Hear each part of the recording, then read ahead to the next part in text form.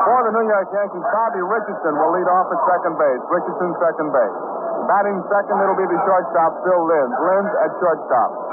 Batting third in left field, Mickey Mantle. Mantle in left field. Batting fourth in the cleanup spot is the catcher, Elston Howard. Howard the catcher. Batting fifth, the right fielder, Hector Lopez. Lopez in right field. Batting sixth, first baseman, Joe Pepitone. Pepitone at first base. Batting seventh, third baseman, Clete Boyer. Boyer, third base. Batting eighth, young Roger Repose, who, with his base hits yesterday, raised his average to 302. Roger Repose in center field. And batting ninth is the pitcher, Al Downing. Downing is the pitcher for the New York Yankees. Right now, the umpires just come out. They're gathered around home plate along with manager Sam Mealy. Johnny Keane has just left the Yankee dugout and is just now reaching home plate. Ground crew has the infield watered down. The infield looks great. Grass looks green. Another big crowd on hand. All ready for baseball, and here is the lineup for the Minnesota Twins. Right over Versailles leads off at shortstop. Versailles. Batting second is the third baseman, Rich Rollins. Rollins at third base. Batting third, it's the right fielder, Tony Oliva. Oliva, who, by the way, was honored in pregame ceremonies, presented with the silver bat from the Hillerton Bradley Company, signifying that he was the American League's leading hitter last year. Oliva is in right field. Batting fourth, it's the first baseman, Harmon Killebrew. Killebrew at first base. Batting fifth, center fielder, Nossick. Joe Nossick. N-O-S-S-E-K. Nossick in center field. Batting sixth, left fielder, Jimmy Hall. Hall in left field. Batting seventh, the catcher, Earl Batty. Batty the catcher. Batting eighth, it's the second baseman, Jerry Kindle. Kindle at second base. And batting ninth, it's the pitcher, left-hander, Jim Cott. Behind the plate, it'll be Ed Hurley. At first base, John Flaherty. And at second base, Lou DeMuro. And at third base, Frank Umont. So that's the pregame picture here at Metropolitan Stadium. And, of course, the good news that there's rain in New York. So, with Jim Cott fine to Earl Batty, ready to bring you the play-by-play, here is Jerry Coleman. Okay, Joe. Jim Cott, big left-hander, going for the Minnesota Twins. And it'll be Al Downing for the Yankees. As we get underway today, Twins lead the American League by 4 games over the Cleveland Indians. Baltimore Orioles in the third spot, 4.5 behind. White Sox 6 down in 4th place. The Tigers 7 behind in 5th place. And then the Yankees 13.5, tied with the Angels in the 6th spot. Okay, we're ready to go here. Bobby Richardson coming on. Beautiful day, 75 degrees, light breeze. Richardson batting at 266. Cott with a record of 7-7. The big left-handers into the windup. The first pitch of the game is inside. It's ball 1. Defensively, it's Batty behind the plate. Killebrew at first. Kindle at second. Versailles at short. Rollins at third. In the outfield, from left to center to right. Here's the pitch to Richardson. Ground ball, base hit. And the left fielder, Jimmy Hall, is up with it. In center, it's Joe Nossick. And right field is Tony Oliva. So, Bobby Richardson, a leadoff single to left off Jim Cott. Yankees put their leadoff man on. And the next batter, Phil Linz. Linz batting at 223, starting to move that average.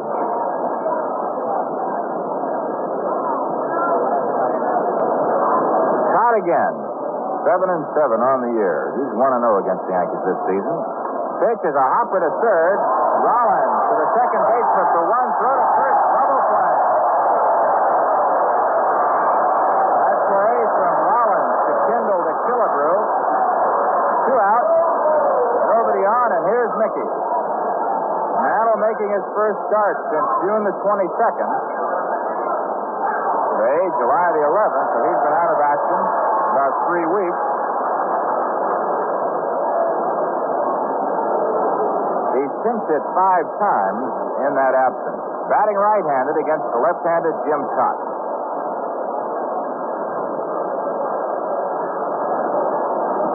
Scott's first pitch to Mickey is swung on and missed, and it's strike one. Well, games in Baltimore and in Washington postponed because of the rain. And also Philadelphia and New York. There's a shot up the middle, base hit. Mantle. Swing goes sharply up the middle off Cott. So the Yankees put a runner on with two down, and now here's Elston Howard. Second hit of the ball game off Cott. Now Ellie Howard, who has his son with him. Elston, a member of the 1965 American League All-Star team, will stay on for the game on Tuesday, and young Elston will stay with him.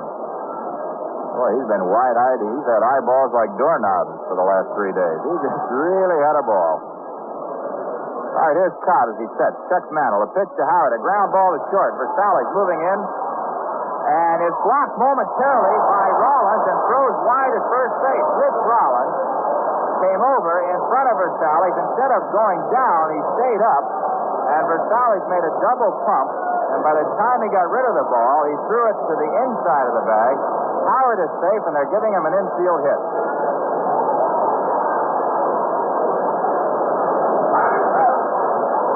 So Elston Howard will have to give Rollins an assist on that one, Joe. Okay, I think it was fair scoring. You described it so well, and that Versailles would have had an easy play, but Rollins screened him much like a basketball player. It would have been tough to give Versailles the air. Not much he can do. He just couldn't get rid of the ball with Rollins standing there. All right, here's Hector Lopez. Runners at first and second, two down. Scott taking a long look at Earl Batty. Gets the sign. The runners move off first and second. A pitch to Lopez. Line single to right field. Mantle is going to try to score. Here's Oliva's throw, and Batty fouls the ball. Lopez drives in Mantle from second. Howard goes to third, and the Yankees lead 1-0. Actually, the throw beat Mantle, but Batty bobbled it and couldn't come up with a handle, and Mantle was across before Batty could hold it. So they're giving Batty an error to be a hit for Lopez. No RBI as Batty is charged with an error.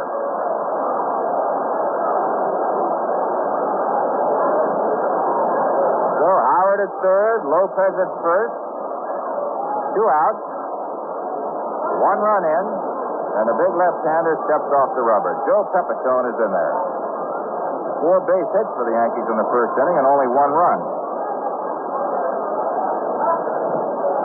All right, Cott ready again. Set. Here's the pitch to Pepitone. A one-hopper back to the pitcher. He's got it. Over to Killebrew, and the side is retired. So, for the Yankees, 1 run, 4 hits, 1 twin error, 2 men left. The score after a half. Yanks won. Minnesota coming to bat. Okay, bottom of the first inning. And Zola Versalles coming on. Let's see, the Minnesota Twins. Versalles, Oliva, Killebrew, Hall, and Batty in this starting lineup are all members of the American League All-Star team, 1965 edition. The Yankees, with Richardson, Howard, Pepitone in their lineup, have 3 of them. Stottlemyre, the 4th one for New York, and Jim Grant is the 6th one for the Minnesota Twins. Okay, here's Zola Versalles, the shortstop. Versalles, 9 home runs, 43 RBIs, 10 stolen bases, batting at .245. Just a little guy with good power. And he's got the park where he can reach those left field seats. With that wind blowing in today, though, it may be a little bit tough. Al Downing. First pitch, in there for a strike. Both pitchers today are even at .500. Cott is 7-7. Downing is 8-8. Al is 0-2 against Minnesota this year, 1-4 lifetime. Curveball is swung on and missed. Strike 2. No balls, 2 strikes. Yankees lead 1-0. 4 hits in the first inning. Scored a run. Versailles, the leadoff batter for Minnesota in the bottom of the first. All right, Downing delivers to Versailles. Strike three, a good fastball. Oh, he had the hop on that one. And, Joe, that's the pitch that Johnny Keane loves to see this young left-hander throw, that good hard one. And you can't really blame him because when he cuts it loose like that, you can just tell by the pop in Howard's glove he's got that little mustard on it. That's the pitch that got him here, Jerry, and that's the pitch that'll keep him here. I guess when you're a catcher and a man with a good fastball starts trying to get by with his breaking stuff, drive you nuts, wouldn't it? Oh, man, it's a short trip, too. Okay, here's Rich Rollins, the third baseman coming on, batting at .233, 4 homers, 18 RBIs.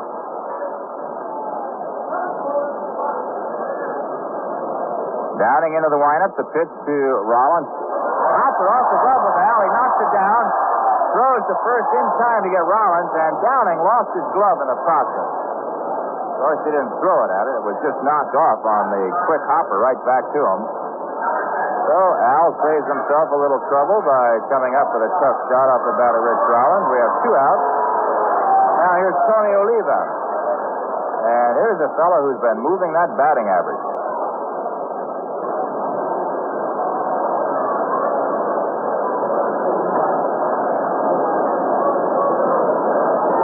Downing taking some time. Beautiful, warm day here. Tony Oliva stepping in. He had 4 base hits in last night's ball game. Here's the first pitch by Downing. Almost hit Oliva.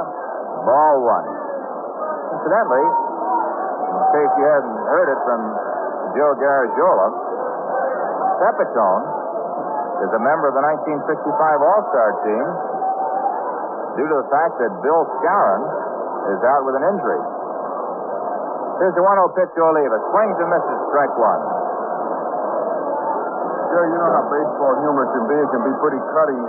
Pepitone was very happy about it. He said, boy, I made it for the 3rd time in a row, and the man will have to remain nameless, and it wasn't me. A ball player said, yeah, everybody else is sick or dead.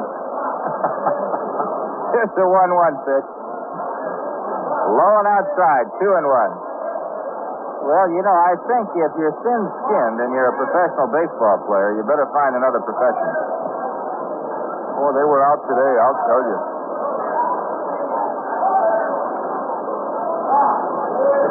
All right, Downing delivers again to Oliva, fouls it back, 2-2 the count. 2 balls, 2 strikes, 2 outs.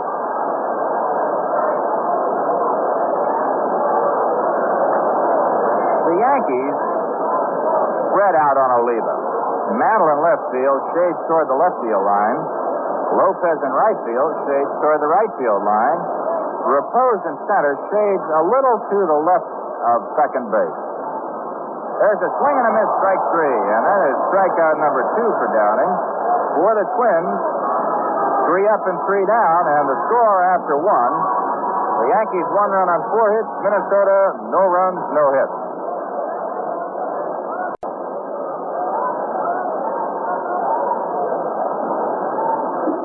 Top of the second inning with the Yankees leading 1-0. It'll be Clete Boyer coming on to face Jim Cott. Boyer hitting at .264, 9 homers, 32 RBIs. And last night, he put the ball game on ice for the Yankees with a grand slammer. A big base hit.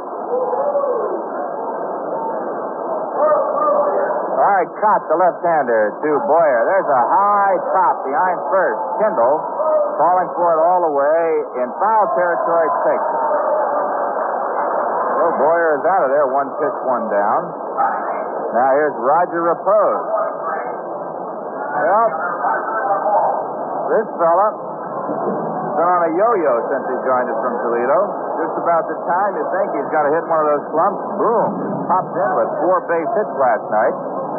2 singles, a triple, and a homer. He's batting at .302, 5 home runs and 10 RBIs.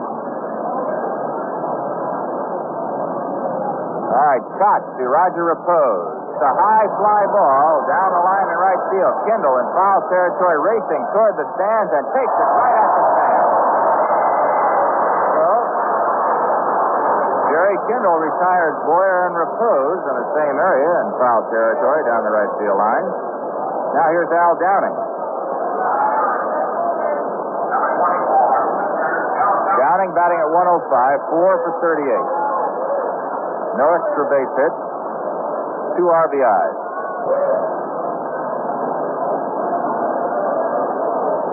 Scott ready again, into the windup. Here's the pitch to Downing. A slow hopper to third. Rollins in. Over to Killebrew. The side is retired. That play goes 5-3. So, a 1-2-3 inning for Jim Cox. Yankees are out of there. The score after 1.5. Yankees 1, Minnesota nothing.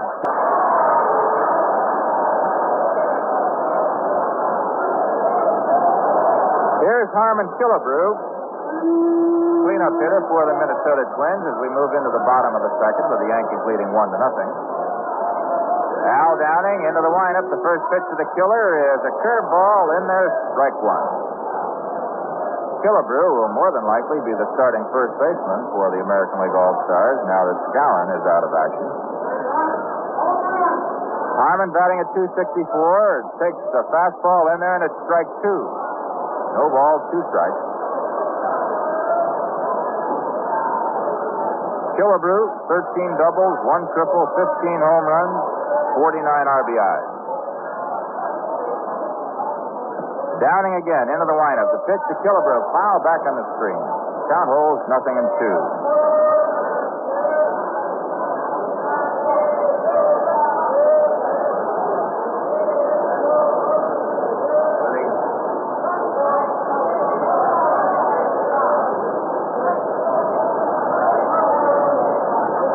Taking a little time on the mound. 2-strike pitch is drilled to left field. Base hit. Killebrew getting out in front of a fastball. Lines at the left. And that's the first hit off Downing. Now Joe Nosek coming on. Batting at 275, 1 home run, 7 RBIs. Nosek has been up only 69 times with 19 base hits.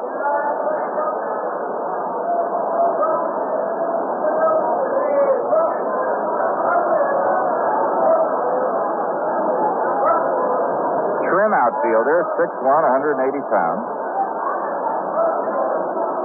Downing checking Killebrew, sets, delivers. The curve is inside, ball 1. Pepitone with Killebrew at first base, even though it's a 1-0 ball game in favor of the Yankees, is not holding Killebrew on. They don't figure Harmon to run. Now here's a pitch to Nosek. There's a drill ball to left field. Going back is Mantle to the running track and takes it. For a moment it looked like that ball might have a little more on it than it actually carried. But that wind, which is blowing in from center field, had a tendency to slow the ball down. So we have one away. Killebrew remains at first. Here's Jimmy Hall. Jimmy Hall hitting at 325, 16 home runs, 51 RBIs. Leads the Twins in homers, RBIs, and batting average. Jimmy having a fine year. Now Downing sets. The pitch to Hall is a drive to right. Lopez getting under this one easily. 2 outs. So after Killebrew's single as he moves back to first base, Nosek flies to left, Hall to right. We have 2 down. Here's Earl Batty. Earl Batty hitting at 309.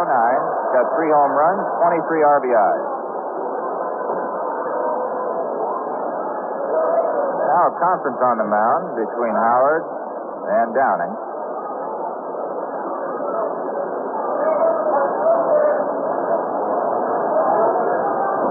Batty is not hitting with the usual power. Only got 3 homers at the halfway mark, but he was out for a while.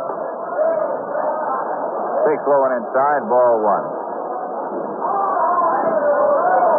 Batty in past years in the home run department, Minnesota's at 17, 11, 26, and 12. Top production 2 years ago at 26.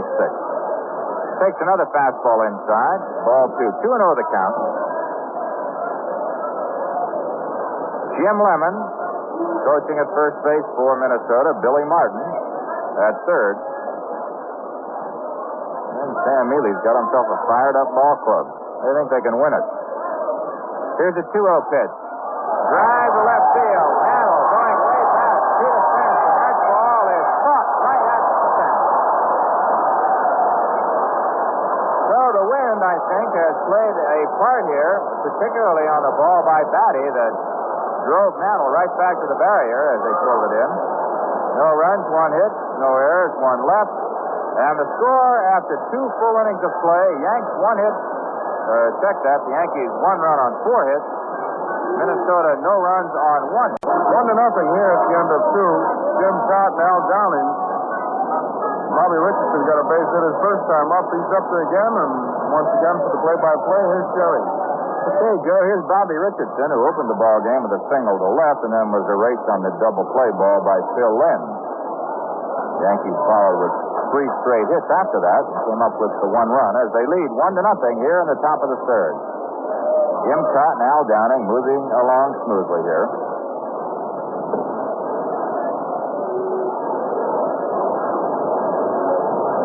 Trott's ready now. Left-hander delivers to Bobby, who hits the first pitch to left field.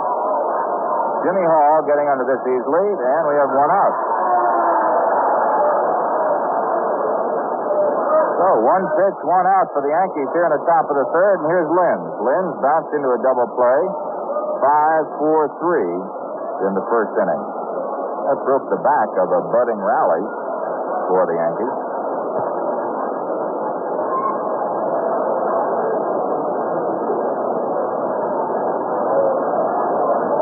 The left-hander gets the sign from Batty. Pitches to Linz. The curveball is low, and it's ball 1. Linz started a bunt. Just ran over the ball as it broke in low and inside. Now there's nobody in the on-deck circle, so Ed Hurley tells somebody to get out there. All right, here's the 1-0 pitch. Linz, a slow hopper to third. Rollins has it. To Killebrew, 2 down. Well, for the second time, Linz bounces to third. 2 up and 2 down. Now here comes Mantle.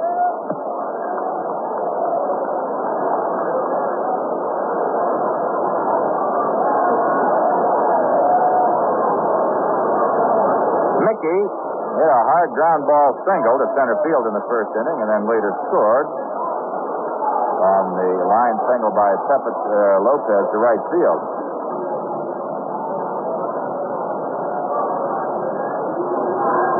Trott eyes Batty, gets the sign. The 6'4" left-hander. The pitch on the way to Mickey. Drill to left field. Base hit. So Mantle, coming back after a 3-week layoff, is 2 for 2. Now here's Howard, who singled the shortstop. That was the unusual play where Rollins got in the way of the throw by Versalles, and Versalles had to wait a little bit before he could throw the ball, and then threw it wide, and they gave Howard a hit.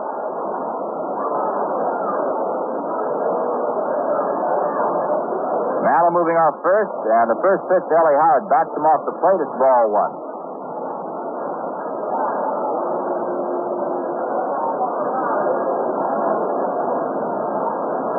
Yankees 1, Twins nothing. Top of the third. Mantle with a 2-out single at first. Here's the next one to Howard.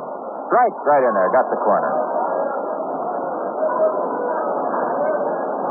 Well, as we mentioned before, over 102,000 fans saw the first 2 ball games, and it looks like we've got 34, 35 here today. Here's the 1-1 pitch to Ellie. It's fouled back. The count now, 1 ball, 2 strikes.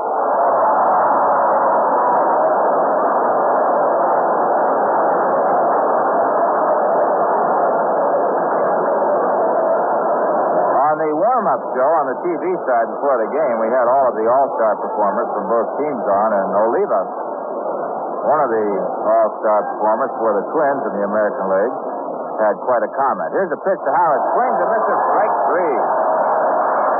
We'll tell you about that Oliva comment in just a moment. For the Yankees here in the top of the third, no runs, 1 hit, 1 left. Score after 2.5. Yanks 1, Minnesota nothing.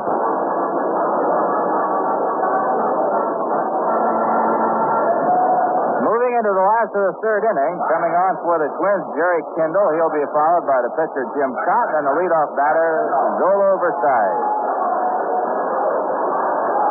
Yankees 1, Minnesota nothing.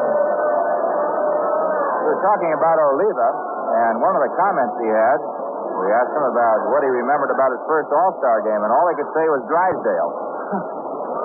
Here's the first pitch to Kindle, ball one.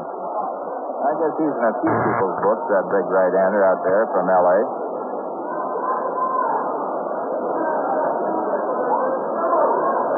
Here's the 1-0 pitch to Kindle. 2-0 the count. 2 balls, no strikes. Jerry Kindle batting at 191. Of course, they want him for his defense. They've got enough power in this ball club, and they need somebody at second base to make the plays. Here's a ball fouled back. Strike one. 2 balls, 1 strike.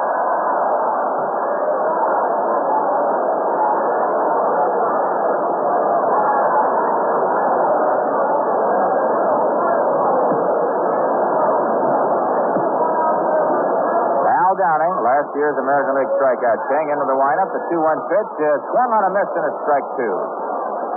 There's a good high fastball right around the letters. Yankees 1 run on 5 hits. Minnesota no runs on 1 hit. Bottom of the third. Downing checking Howard. Into the windup. The 2-2 pitch. Swung on a miss. Strike 3. A blazing fastball. And that is strikeout number 3 for Downing. Okay, here's Jim Cott, the pitcher. Sam Healy's got an extra pinch hitter on his squad if he needs him. Cott batting at 240, 12 for 50, 2 doubles, 5 RBIs.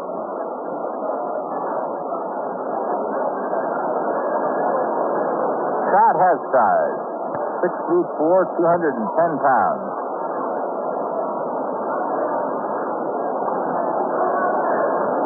Downing's first pitch to Cott is way up there, ball 1.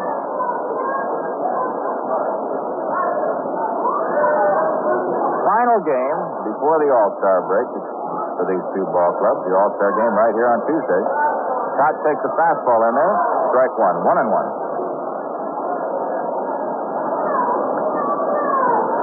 And the All-Star record, the American League, 17 wins. The National League, 17 wins and 1 tie. Now, this one is going to put somebody on top. All right, Downing, the 1-1 pitch. Scott attempted a bunt and takes it high and outside. 2 balls, 1 strike. He made as if to bunt, I should say. He didn't actually attempt the bunt.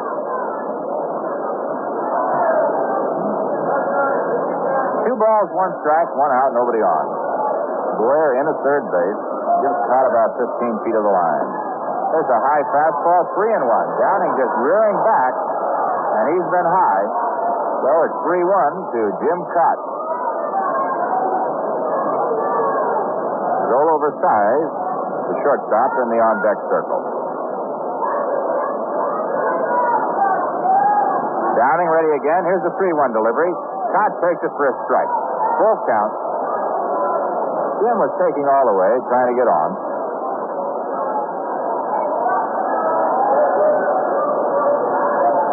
Now Downing gets the sign from Howard. The payoff pitch is swung on a miss. Strike 3.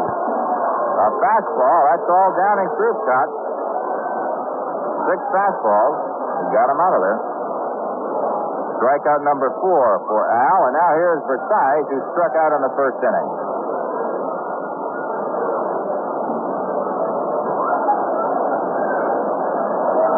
You know, you don't realize the problems that some of these Latin ball players have when they come into the States to play with communications alone. Here's the first pitch to Versailles. It's outside, ball 1. Talked to both Versailles and Oliva before the game started, and they have trouble understanding and making themselves understood. We just take for granted that they're just moving along like the rest of us, but they're not. Swing and a miss, strike 1. 1-1 the count. Of course, the old-timers like Pascual and Ramos, they've been around long enough where they now speak quite good English. But just imagine yourself stuck in the center of Japan trying to order sukiyaki or something. Here's the 1-1 pitch. High drive to left. Mantle going back near the fence, at the fence, and that ball's in there. A home run.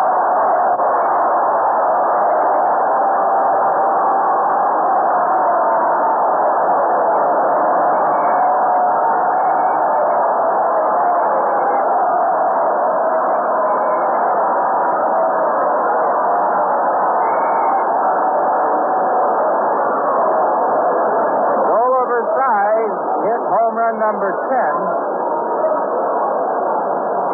RBI number 44, and we've got a 1-1 ball game.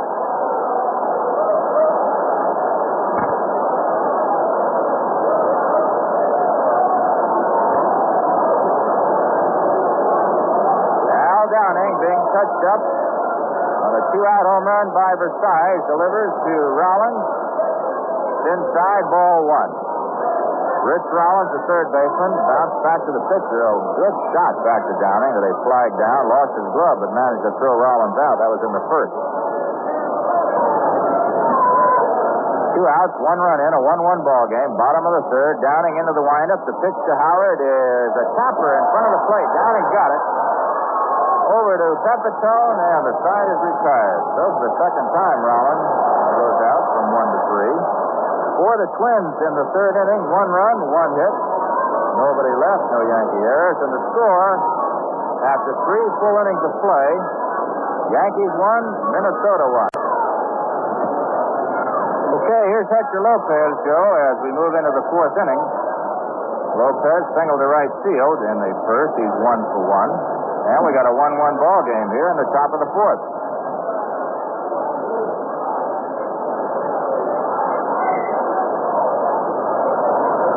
The 1-0 pitch to Hector is low and inside, 2-0.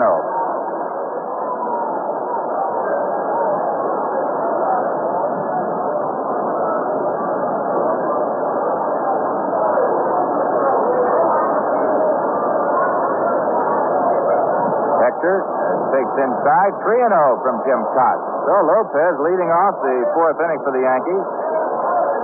3 balls, no strikes. Jim Cott into the windup. Here's the next one to Lopez. It's low, ball 4, and he walked him on 4 straight. First walk of the ball game as Hector Lopez goes to first base, and now here's Joe Pepitone, who bounced back to Jim Cott in the first.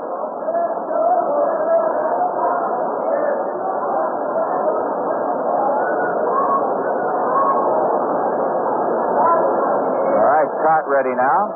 Set. The pitch to Pepitone. A side-out fastball, a tie. That's 5 balls in a row.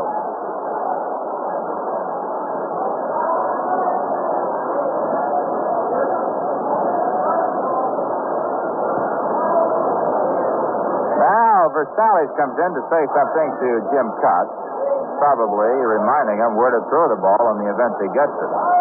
Twins are now looking for the bunt. It's a 1-1 ball game, top of the 4th inning. Pepitone the batter, 1-0 to count. Cott has thrown 5 straight balls, 4 in a row to Lopez to open the inning, and now 1 to Pepitone. Now Cott ready, set, delivers, ground ball to first. Killebrew got it and catches first base and lets Lopez go into second. Now, one of the problems that Killebrew had, he had a shot at second base on Lopez, but he was lined up with the runner and Versailles, and had he thrown the ball, the chance of hitting Lopez would have been great. So Killebrew said, I'll get the one sure, which he did. He touched first base. Pepitone's out of there.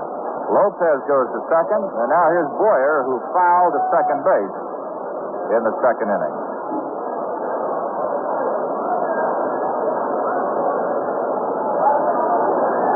Lopez moving off second.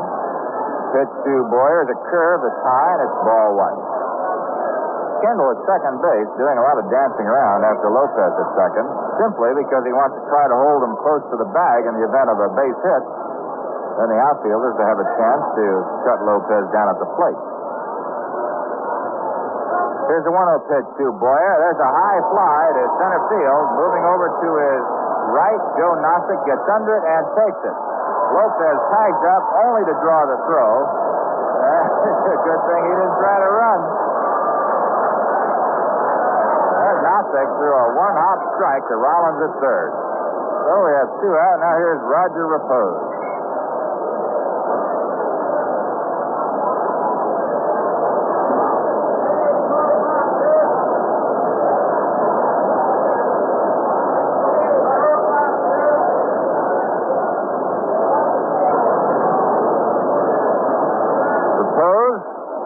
Really been hitting that ball. Came into the game at 3:02. Lopez at second. The first pitch to Roger is a breaking ball outside, ball 1. Looks like Roger was going to go around on that and just held up at the last moment. Roger fouled to the second baseman Kindle in the second inning. He's 0 for 1 in this game.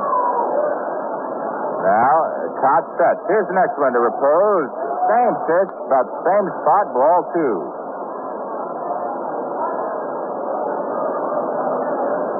Got first base open with Al Downing in the on-deck circle. 2 down.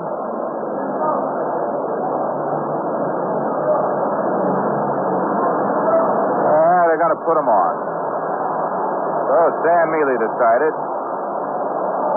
falling behind 2-0 to Repose, the best part of the situation would be to get him on first base and pitch to Al Downing. Well, the second walk given up by Cott. 1 unintentional and 1 intentional pass. All right, here's Al Downing. Downing bounced to third in the second inning. 1-1 ball game, top of the 4th.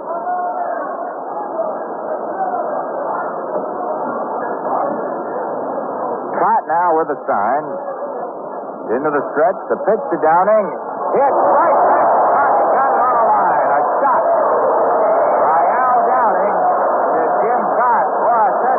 Caught that one, it's hard to say. That was a bullet. Oh, the Yankees, no runs, no hits, no errors, 2 left. And the score after 3.5, Yankees 1, Twins 1. Now as we move into the bottom of the 4th, let's pause for station identification.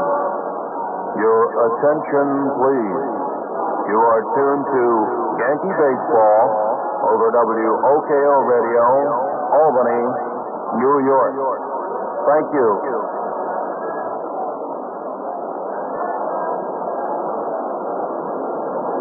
Okay. We move into the bottom of the 4th inning.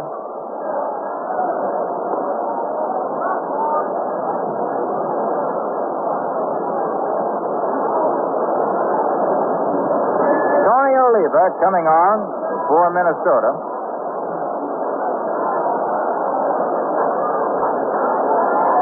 Oliva, left-hand batter, struck out on the first inning. We got a good one going. Yankees 1, Twins 1.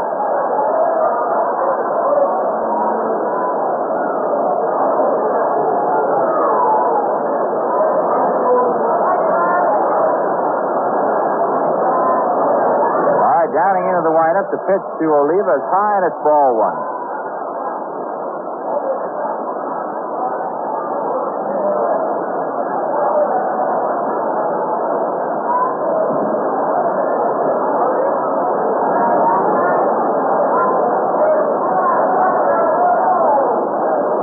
Here's the 1-0 pitch to Oliva.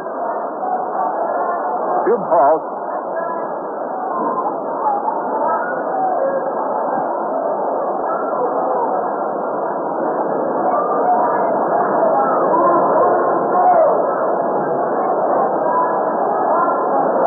Downing into the windup. The 2-0 pitch to Oliva is a shot up the middle base there. Boy, he put the wood to that one.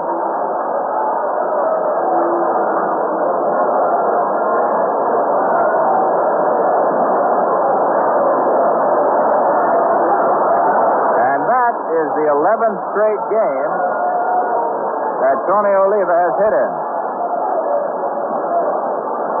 Oliva with a line single to center field. Now here's Harmon Killebrew, who has one of the 3 Minnesota hits. He singled to left in the second. Killebrew hits a shot to center field, coming in fast. There's Repose, he can't get it. Oliva's going to strike at third, and the throw is not in time. Killebrew goes to second.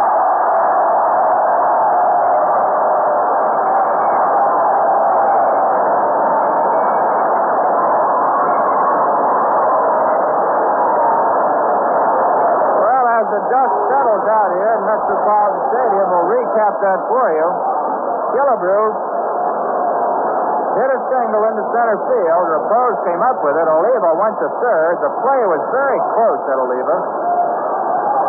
To Oliva, rather, or trying to get Oliva at third base. They didn't make it. And on the throw to third, Killebrew went to second. So with nobody out, Minnesota has runners at second and third. And the batter, Joe Nosek, who flied to left field in the second. Al Downing running into trouble here. Downing into the windup. The pitch to Nosek is in there. Strike one. Oliva at third. Killebrew at second.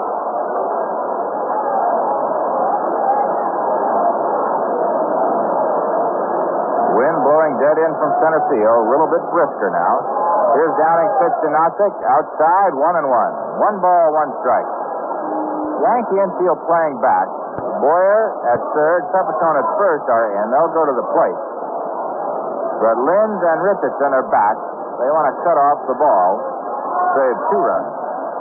Runners at second and third, nobody out. Downing ready into the windup. The 1-1 pitch. High fly ball into short center. Linz going back. Repose coming in. Linz calling for it all the way and takes it. And the runners can't advance. So we have 1 out. Now that'll bring up Jimmy Hall, who flied to right field in the second.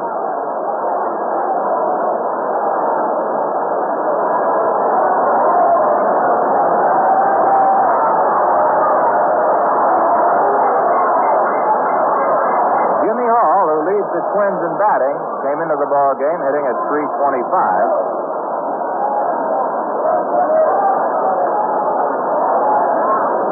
A left-hander against a left-hand hitter. First base open. Killebrew at second. Oliva at third. Back-to-back singles. Now the Yankee infield on the weak side is in. Richardson is still playing back about halfway. Ball swings and misses. Strike one. So Johnny Keane has pulled Boyer and Linz in. Pepitone is in at first. Richardson halfway at second base. A ground ball, unless it's hit very hard, and Bobby will not have a chance to make a play at the plate. It has to be a fairly brisk ground ball. The other infielders will be able to come to the plate on just about any type ground ball. Here's the 1-strike delivery. It's in there, strike 2.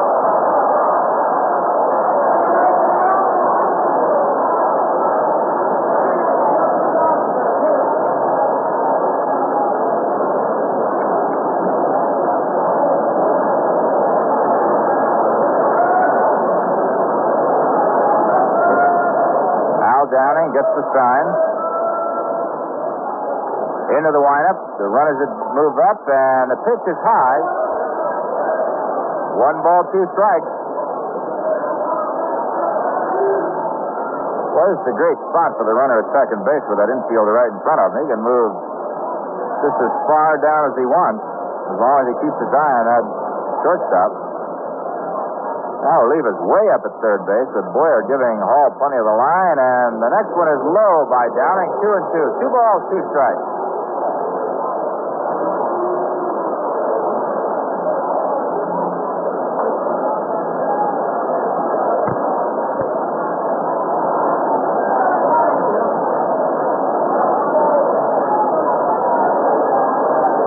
Downing ready again.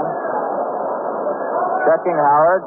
Killebrew and Oliva moving up. The pitch to Hall is a drive to right center. That'll score Oliva. Coming up with it is Lopez. Both runners tag up and move along. And the Twins move out in front 2-1.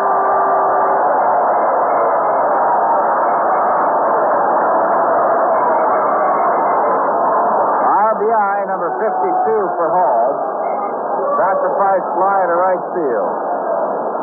So it's Minnesota 2 and the Yankees 1.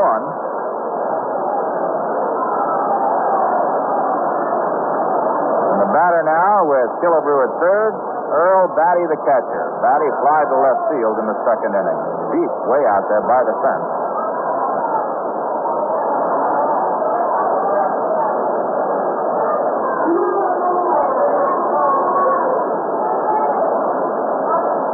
There's a drive over to Lynch.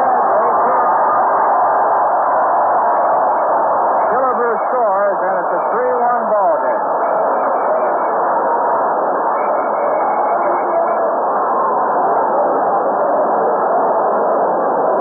Batty, driving in his 24th run of the year, scores Killebrew.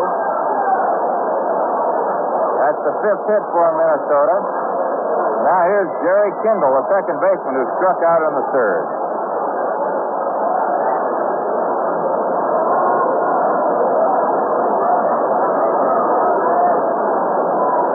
Now Downing sets, pitches to Kindle, fouls this pitch back. Strike one. Minnesota, 1 run in the third, 2 in the fourth, take the lead, 3-1. Yankees came up with their run in the top of the first inning. Downing sets again. Pitch to Kindle. It's 1 run, a miss, strike 2. No balls, 2 strikes, 2 outs. Pepitone playing well behind Batty at first base.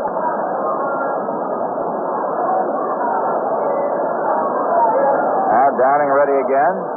Delivers to Kindle. It swings and misses, strike 3. So for the second time, Jerry Kindle goes down swinging. And for the Twins here in the fourth, 2 runs, 3 hits, 1 man left. And the score after 4 full innings of play,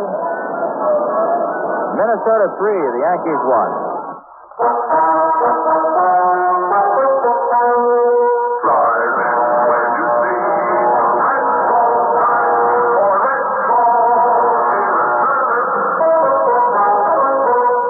Advice. Because your Atlantic Red Ball dealer gives your car the kind of attention you should always expect. With outstanding products like Atlantic Imperial Gasoline and outstanding service, guaranteed service. When you stop at any Atlantic Red Ball station, your Red Ball dealer always cleans your windshield, weather permitting. He'll offer to check your oil, too. Your gasoline purchase is free if he forgets. The offer varies in some states, but never the service. It's always friendly and dependable. And it's for every customer, every time. So drive in when you see the Red Ball sign and keep on the go with the Atlantic.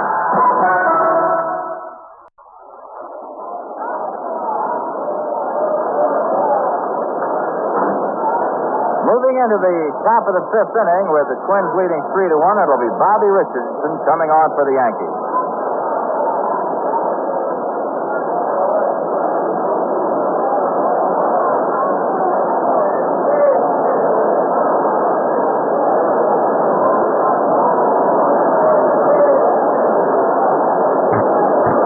Bobby Richardson, 1 for 2. Ready to face Jim Cott, the big left-hander. He's into the windup. The pitch to Richie. Ground ball to Rollins off his chest. Bounces on it. Up with it. Over to Killebrew inside. That ball took a wicked hop off the chest of Rich Rollins. Hit the heel of his glove and bounced right up on his chest and then off about 10 feet. And he popped on it and threw Bobby out. So there's 1 away, and now here's Phil Linz. Linz bounced into a double play in the first inning and then bounced to third in the third inning. 0 for 2. Here's Cott again to Linz. Drive to left center. That's in there for a base hit. Jimmy Hall retrieves the ball, and Linz is on with a 1-out single to left field. That'll bring up Mickey, who's 2 for 2. Mantle single to center and single to left. So Mickey rejoining the starting Yankees here after a 3-week layoff because of that bad leg. He pinched it only 5 times during that period. He is 2 for 2 right now. Scott sets. The pitch to Mantle is fouled off down the right field side, strike one.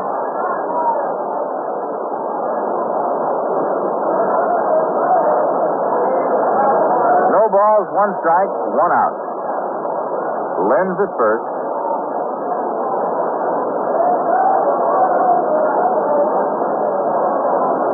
Scott checks Lenz, sets. The pitch to Mantle, curve is outside, 1-1.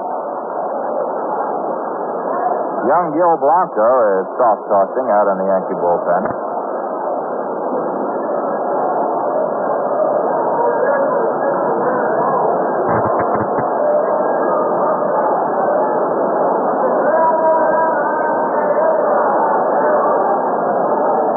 Scott taking his time.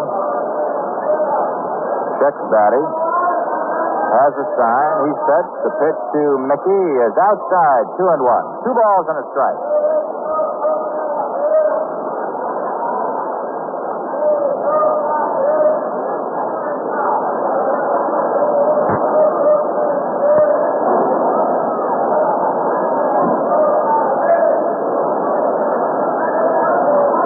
Now Jim Cott again. The pitch to Mantle is high. 3-1. Well, you can almost see that Cott is not too delighted about the prospect of throwing the ball over the plate to Mantle. He's trying to hit those spots, and he's been just a little bit off. So the count is 3-1 with 1 away. Lenz at first. It's a 3-1 ball game. Minnesota leading. We're in the top of the 5th inning. All right, Cott sets. Here's the pitch to Mantle. Backs him off the plate. Ball 4, and the Yankees have runners at first and second. Mickey down to first base. Lenz goes to second, and the batter will be Ellie Howard, who had an infield single and a strikeout.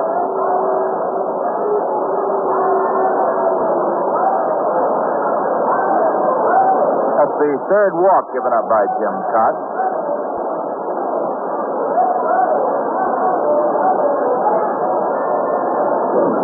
Cott has given up 6 hits, walked 3, and struck out 1, and allowed 1 run thus far.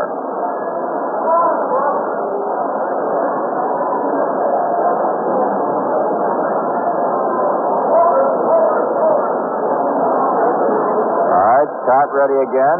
Mantle and Lenz moving off. The pitch to Howard is low, and it's ball 1.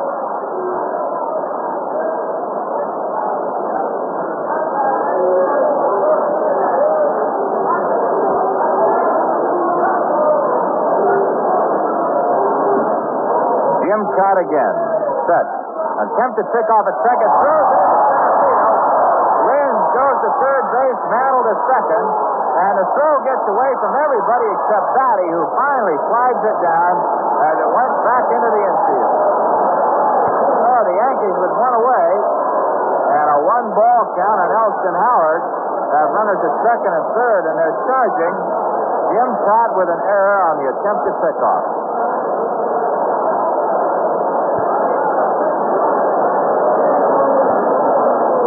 Bill Price and Al Worthington are starting to throw now for the Twins in the bullpen.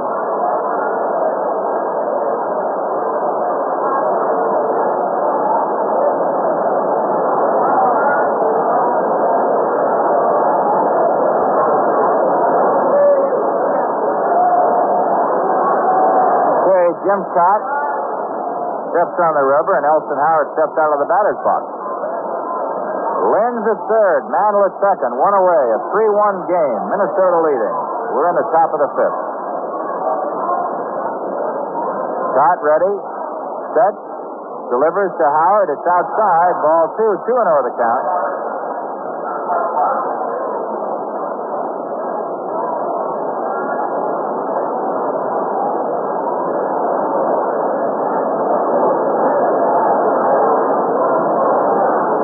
Time is called as Rollins goes in to say something to Jim Cott. Might be that manager Sam Mealy wanted to slow Cott down in a vain effort to give his relief troops a little chance to warm up.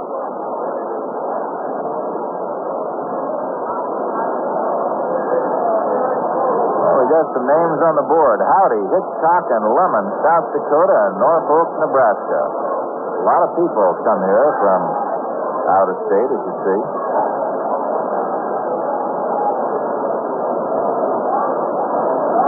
All right, Cott ready again. Here's a 2-0 pitch to Howard. A high pop coming back. Batty digging for it, and he can't get it. So it's a 2-1 count to Elson Howard. Lynn's at third, Mantle at second. One away.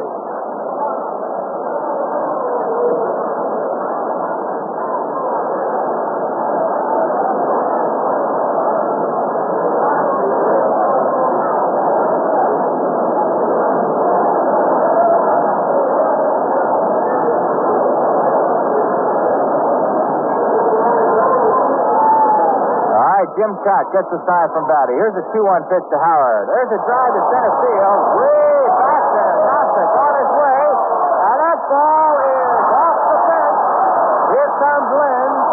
Mantle scores, and Howard is in with a double. We got a tie ball game. That ball was hit 400 feet plus off the center field fence. Drives in two, and we got a 3-3 ball game, and here comes Sam Mealy.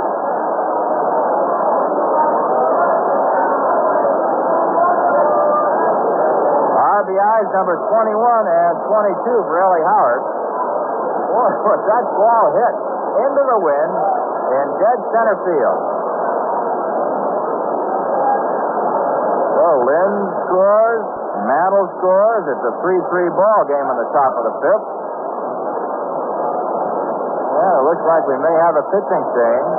Sam Mealy out there talking to Jim Cott, and we're going to have a right-hander. That'll be Al Worthington, who was warming up. So that's all for Jim Cott. Al Worthington against Hector Lopez. Howard at second base, one away, 3-3 ball game. First pitch to Hector is in there for a strike.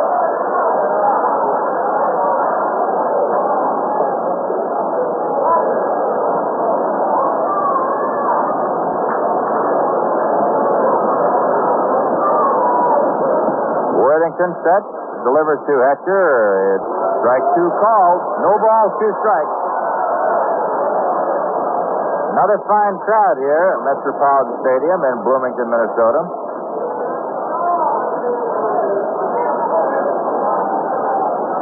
Al Worthington making his 32nd appearance of the year. A curveball, a beauty. And Lopez is out of it. Strike three. Swinging. Strike three by Hector Lopez. Well, Worthington strikes out the first batter he faces. Now that'll bring up Joe Pepitone, who was a late starter for the 1965 All-Star team when Bill Skowron came up injured. See, Worthington has a record of 5-3. Done a fine job for Sam Mealy and the Twins this year as well as last year.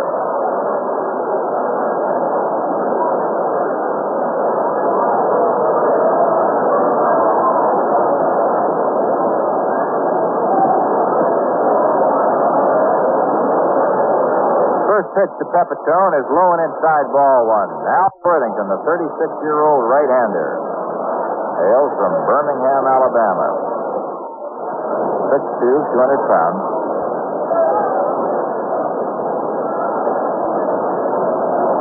Worthington once again gets a sign from Batty. Checks hard. The pitch to Pepitone. The curveball in there. Good one. 1-1. Hey, one thing, the curve that Worthington throws is a honey. It really snaps.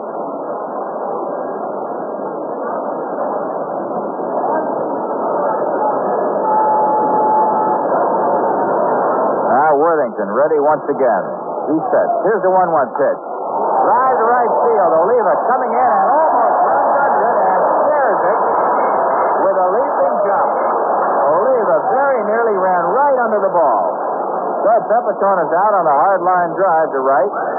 But for the Yankees, 2 runs, 2 hits, 1 error, 1 man left. And the score after 4.5, Yankees 3, Minnesota 3. Okay, we're ready to go into the last half of the 5th inning. We got a 3-3 ball game. Yankees with 7 hits. Minnesota has 5. The Twins have made 2 errors.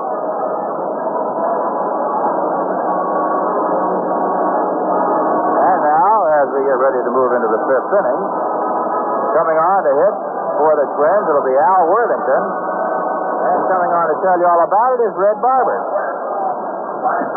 Well, Jerry, why don't we compromise with a more realistic statement and say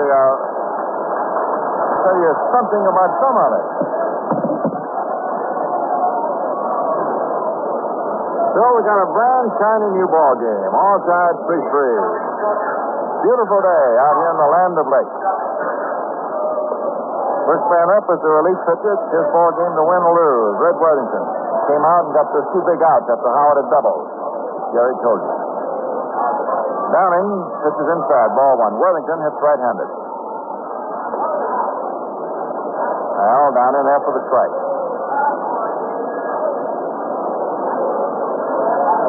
Worthington's been around a long time in pro ball since 51.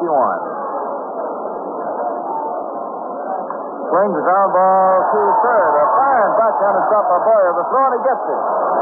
Boy, this Boyer really made a play on that one.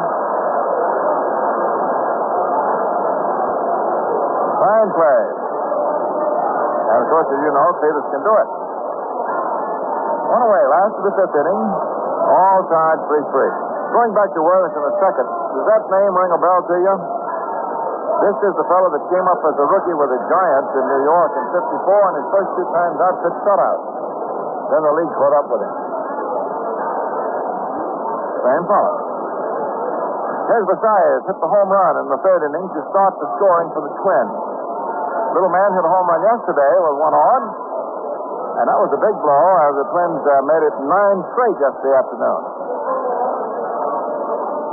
This one's 3-3, curve low outside. Ball 2.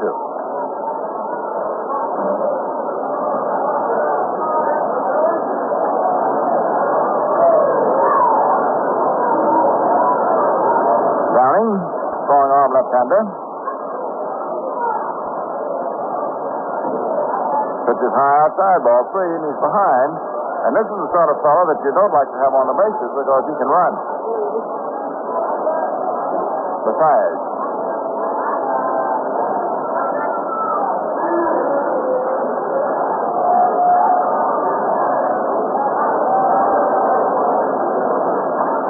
This is ball 4, and he's on. And he's a 10-by-10 fella. He's got 10 home runs. He's also got 10 stolen bases. This is the first man that Downing has walked. Here's Rollins, right-hand hitting third baseman. Came into the ballgame hitting a .233. He's 0 for 2. He has topped 2 of them right back to Downing.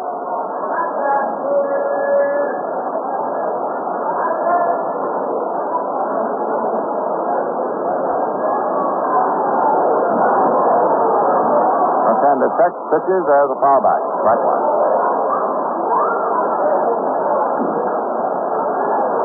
I'm certain that our colleagues in this order, Messrs. Garrett, Viola, and Coleman, have told you what a beautiful day it is. And this is a part of the country, friends, that as far as summer weather is concerned, a lot of people think it's worth living out here the year round just to have it. I'm not joking. The air is so clean, crisp, it's a pleasure to breathe it.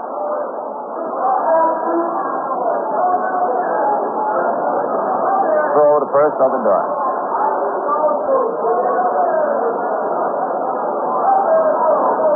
Pitch, there he goes. There's a ground ball to third.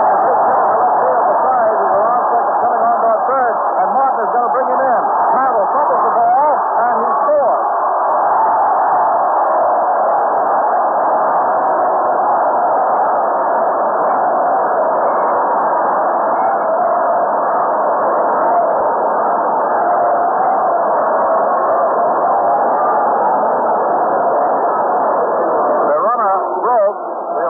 Scoring in a second.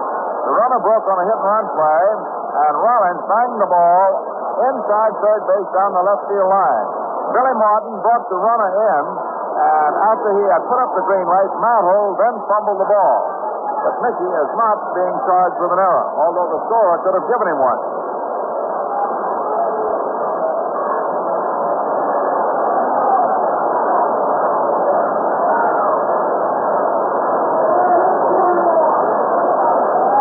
Here's Oliva. Pitch low inside. Ball one. They give Rollins a hit-and-run single, a run batted in. Mantle is not charged with the error, and have Rollins going to second base on the throw to the plate, which was not nearly in time. And it is 4-3 in the column that counts. Oliva fouls it off. Strike one. So put on Rollins as a single into left field and advancing to second on the throw.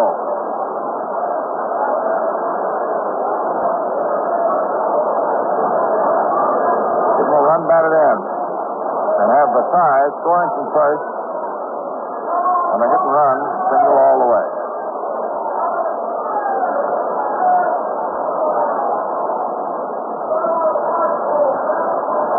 Oliva, pitch inside, ball two. This is the fellow who won the batting championship last year, the rookie, Tony Oliva, left-hand batter. Singled into center field to start the two-run fourth inning. He's hit safely in his last 11 games. Seems to be on his way. Before the ball game, he was presented by League President Joe Cronin with a silver bat. Swings and fouls it out of play. The silver bat is presented annually to the batting champion by the Louisville Slugger people, Mr. Hildick and Bradley Bat Company. Silver Bat Award. Tony really earned it. The only time in this league a rookie was ever the batting champion. All right, 4-3 favor the Twins. It won 9 straight until the Yankees beat them last evening on Boyer's Grand Slammer. Pitch is high, inside, ball three.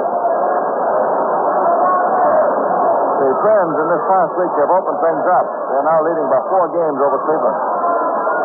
Cleveland, around a cropper, they've lost 3 out of 3 so far to the Angels. We got to play them again today.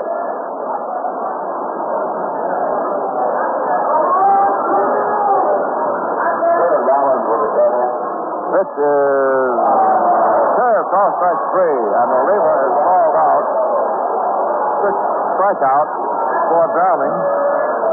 Gives him 94 for the year, and the official scorer, instead of giving Rollins a single and advancing on the throw, now gives him a double, as he realizes that Mantle, had he thrown the second, couldn't have stopped him. To make that a double for Rollins in the left, and have the guy scoring on the double.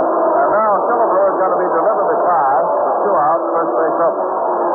Here's ball 2, and the fans, of course, are booing and mock serious pitch. We all understand the strategy, but yet we would love to see Mr. Muscles hit. There's ball 4, and Killebrew goes to first.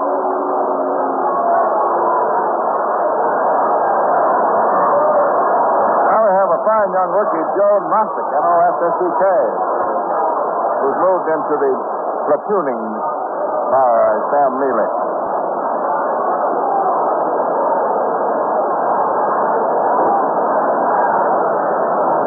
We'll check the other games for you at the end of this inning. But 4-3 favor the first places. The Yankees are just 1 percentage point above the Angels, who are in 7th. Left-hander Downing. This is too high to this right-hand hitter, Joe Nostick. Ball 1. Rollins just got the big base hit. Here's his second.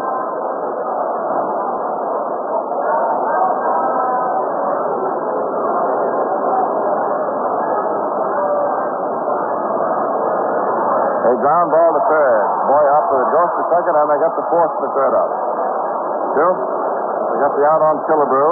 5-4 he's scoring. Boyer to Richardson. And this would have been a rubber inning, but for the inning opening play by Boyer on Worthington. 1 run, 1 hit, and totaled at the end of 5. For the Twins, 4 runs, 6 hits, and 2 errors. And for the Yankees, 3 runs, 7 hits, and no errors. Next, a pause for station identification.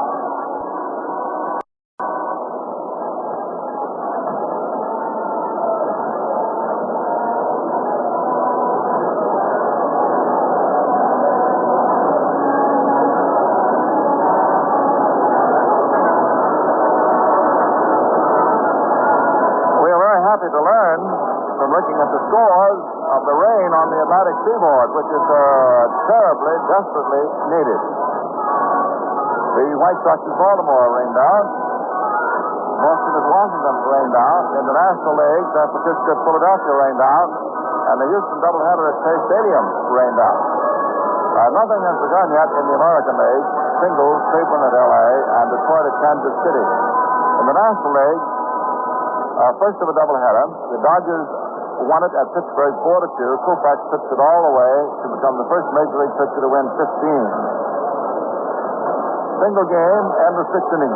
Milwaukee at Cincinnati is scoreless, although Aaron has just homered in the 7th with 1 on for the Braves.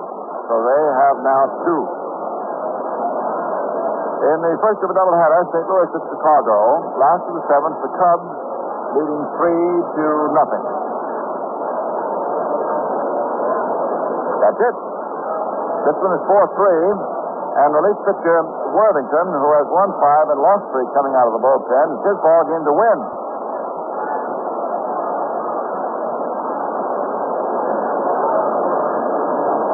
It's the last day of the batting order. Boyer, Repose, and then Downing. The defense is straight away on Peters.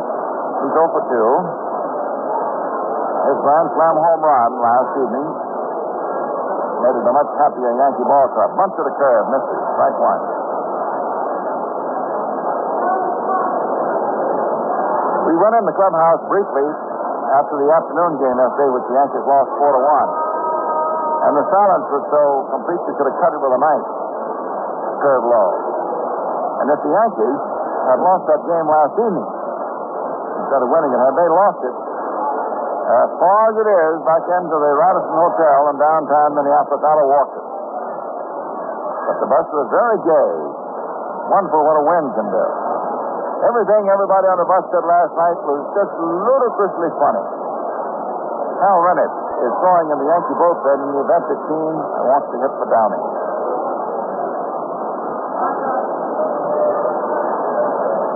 And 2 balls, 1 strike. Worthington delivers. Right to. That was a sinker.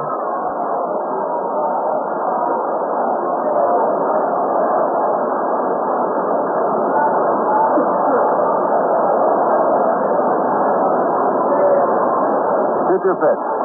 Serve low outside, ball 3. They have here on their scoreboard bulletin a custom of saluting the towns from the various states that come here. And the Twins draw from 8 states here in the upper Midwest.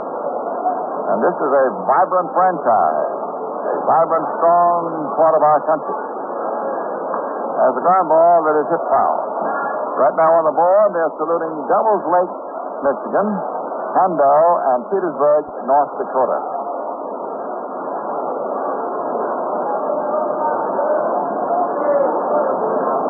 The Twins draw from Nebraska, Wyoming, Iowa, North and South Dakota, Wisconsin, Montana,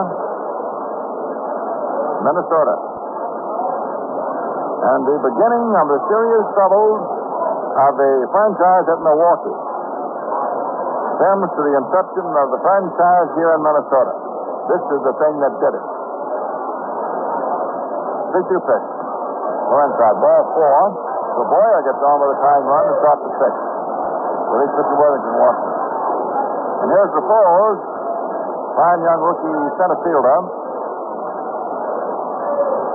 Yankees brought him up from Toledo. Last night he was 4 for 5. Today, he's 0 for 1. Went into this ballgame hitting at .302. For a slugging percentage of .744. We just mentioned the safety Twins draw from. They also draw very heavily from southern Canada. And a ball club at Milwaukee now is not going to change it, because any ball club at Milwaukee, if they ever get another one, is going to be in this fight between the Twins up here and Chicago, which is low. I think you can see it most directly in what has happened to the radio and TV coverage. Stations do not want the Milwaukee coverage. They want this one. They hook up here, radio from 55 stations, including 50,000 watts of WTCO here in Minneapolis, WOW in Omaha, WHO in Des Moines, and a very fine, powerful station, KBAL in Duluth. Boy, this is some part of our world out here. Ray Barker's moved out on deck with a stick, apparently to hit for Downing. Who pulls up, swings and misses. By two, low curveball into the chin. Oh, I got some names up there now on the board. See, hello, Minnewacan, Munich, New Rockford, and Minot, North Dakota. This is the Minnehaha country, you know. Shining big seawater. They got a statue up this way, Minnehaha. Another statue to the father of waters, the Mississippi. There's called Fresh Break. And the full section said, 2 strikeouts to Williams. And here's the announcement about Barker hitting for Downing.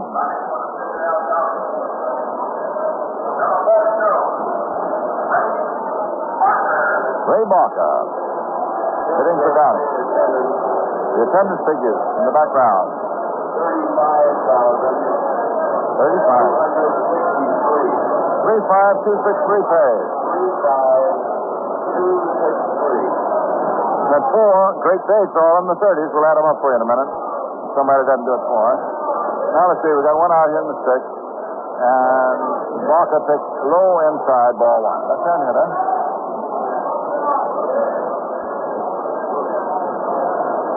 He's hitting 245. He's done very well since House traded Gabe Paul for him. Pedro Gonzalez. 23 hits to 94 at bat. There's a line drive into left center. Hall goes over. Can't get it. It's a base hit. And Barker pinch hits the single, which moves Boyer, the tying run, to second base. 4-3 ball game favor the Twins. So the battle carries on. The Barker drills one to left center. It's number 1 off Worthing. Now we have the top of the order, Bobby Richardson.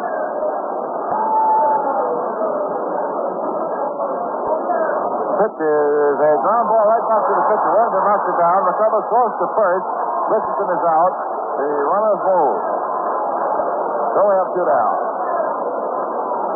2 out. Boyer is at third base. Barker, who just finished the single, is at second. And here's Phil Lenz, who got a base hit his last time up. And he and Mantle scored in the 5th. And the Yankees then tied it at 3-3.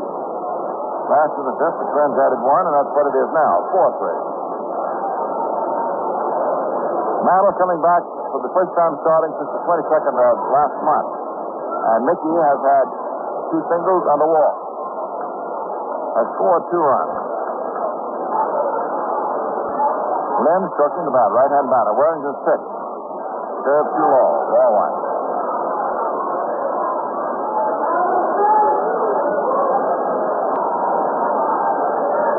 Warrington relieving. It's his ball game to win or lose. Bill Price, left-hander, in the bullpen for the Twins. He's staying ready. He's been up a couple of innings before. Lynn at the high pop-up. There's the first baseman, Silver, waiting. He has it, and Kendall, the second baseman, almost bumped it. That's all for the stretch. No runs, 1 hit, 2 left. No errors. And at the end of 5 1/2, the score, Minnesota 4. And New York 3.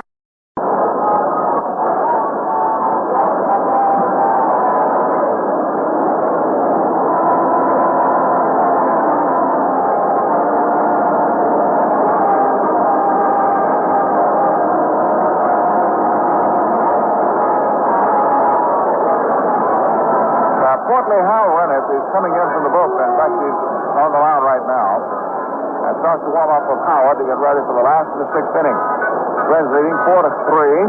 Brennitt, this is a bullpen man. This is his 31st ball game, and his record is 1-4. Beautiful day. Ideal temperature. No wind.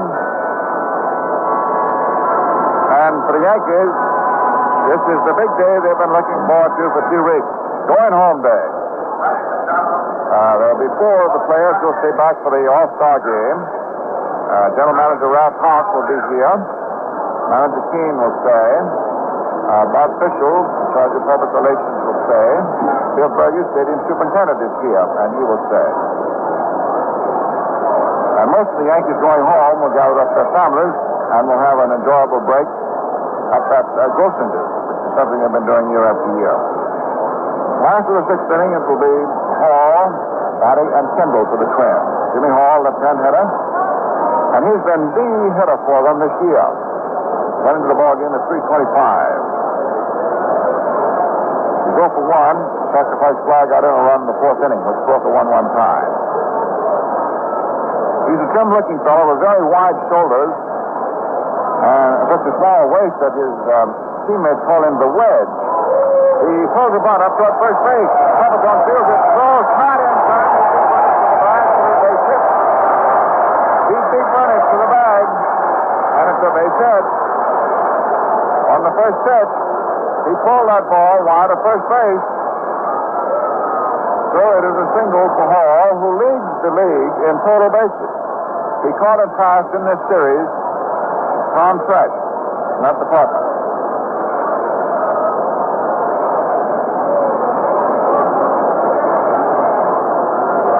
Here's Earl Batty, who singled and knocked in a run in the 4th inning. Batty went into the ball game at 3:09. He'll be the starting catcher for the American League this Tuesday, when they expect with their new left field stands a crowd of 50,000 counting standees. Go outside, ball 1.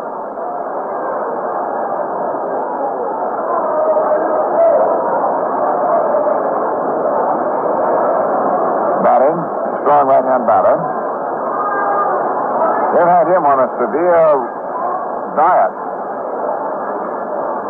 Not only got the pounds off, but he's keeping them off.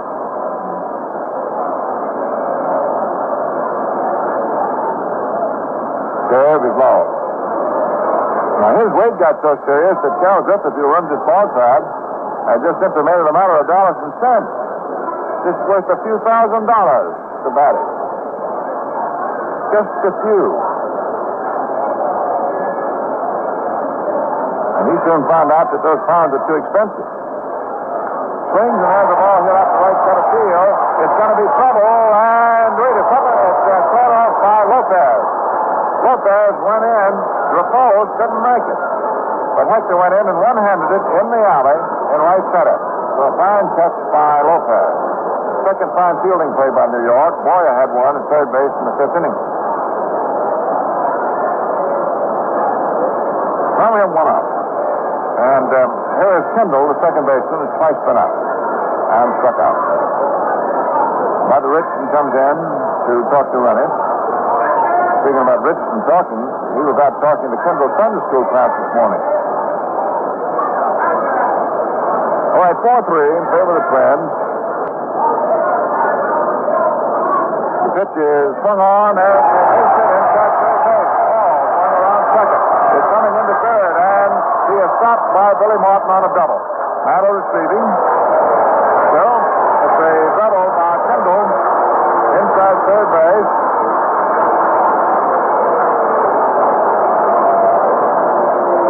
One out here in the last of the 6th inning.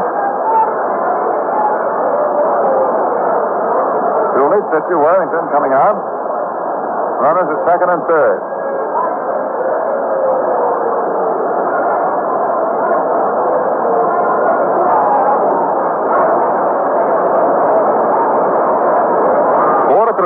Favor the Twins.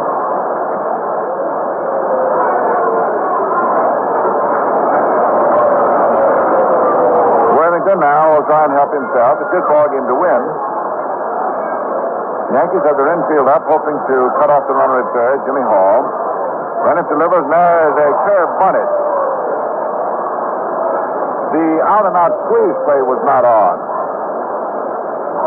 The safety squeeze, which means that the runner from third comes down 1 or 2 steps, stops. If the ball is dumped fair, he can come on if he thinks he can make it. If he doesn't think he can make it, he can go back. Now, if he has an option. On the side squeeze, which people call the squeeze play, he has no option. He starts, comes to top speed, and he's either alive or dead. All right, strike one. Rennick is tying the lace on his shoe.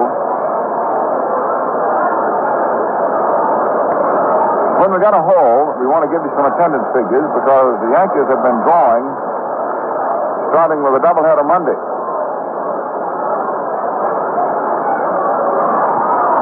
Figures are quite impressive, quite weighty. Strike one pitch. Curve high inside. Ball one. 1-1. Ball and a strike.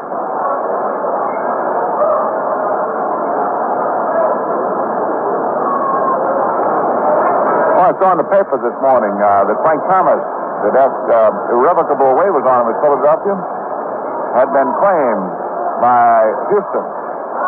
He now belongs to the Astros, who, by the way, got rained out of a doubleheader at New York today. Worthington backs out. Rennick is in no hurry, and the hitter gets restless. Now we are ready. The two adversaries face each other. The pitch. Cut on. Missed it. Curveball. Boyer came charging, guessing that the squeeze was on, but it wasn't. If Worthington had hit that ball, Boyer might have had fewer teeth than Pepitone had in Detroit.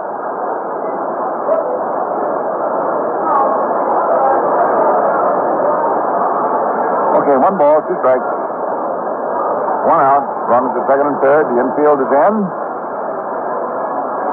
Rennick pitches, and Worthington fouls it off. Still 1-2. At the end of the first inning, Detroit playing a single at Kansas City. 1-1. Cleveland is getting ready to start in 5 minutes at Los Angeles.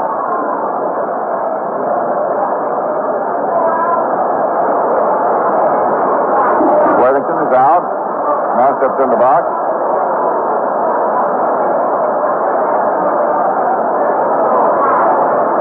Rennick. Now comes Stat. Looks at third. Pitches. Outside. They bluffed the squeeze play, but it was going to be the safety. And there is the advantage of the safety. Worthington squared around the bunt. Hall only took 1 step, and then when the pitch was wide, which Worthington had the election on because the suicide squeeze was not ordered, he took it 4-2. Hall then slipped back into third.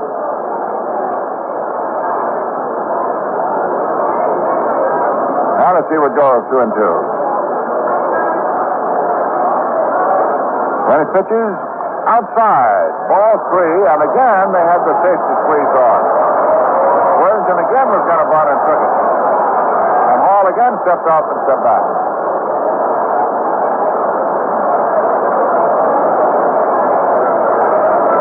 Well, will Manager Mealy keep it on? We will soon know. You will not have to wait until tomorrow for the next installment. 3-2 pitch. He swings, fouls it back. No bunt.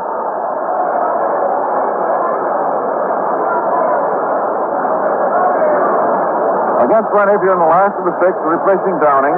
A beautiful bunt single by Hall. That is fly ball, which could have caused a lot of trouble. It looked all the way like it was going to be a double until Lopez one-handed it. And then we had the double by Kendall. So we have runners at second and third. Infield is up. Rennick, after due deliberation, is ready. Pitches. He swings and grounds it foul to the third base coach, Billy Martin.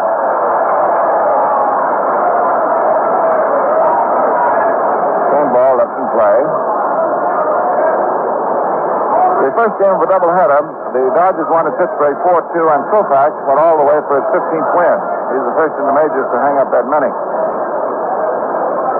Single game end of 7. The Braves 2 on home run by Henry Aaron, and the Reds nothing. End of 7, first game. Cubs 6, Cardinals nothing. Strike 3, curveball, swinging. So when he finally disposes of him, now we have 2 down, and the hitter is solo for Sales, and he hit the home run in the 3rd, and walked and scored on a double or hit run play in the 5th. He hit the home run that was the winning margin in yesterday afternoon's ball game, when the Twins extended their winning cycle through 9, and the Yankees won last evening. The plate umpire, Ed Hurley, wants a new baseball. By the way, Ed Hurley is a field representative of Shields and Company, make cologne, aftershaves, etc. And to the surprise and pleasure of the Yankees, he had a gift package of both cologne and aftershave of Dante for each Yankee in the clubhouse Friday night. The Sales fouls it back. So, irrespective of the won and lost record for this 2-week trip, this will be a sweet-smelling ball club getting off the plane at 10 o'clock tonight.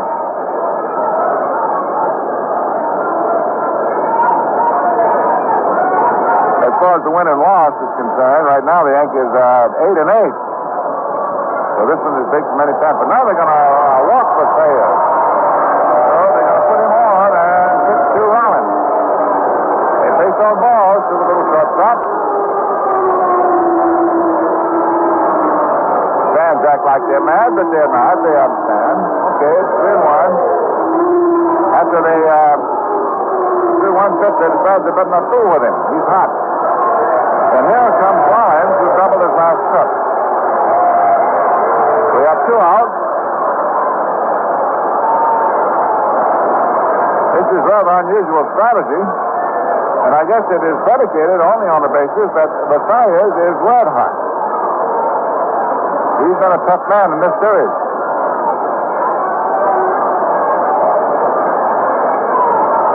Rollins, who can be rough, rather smallish as major league hitters go, right-handed batter. Ramos and Hamilton are working in the Yankee bullpen. With the All-Star lull coming up, Keene doesn't have to try and save anybody.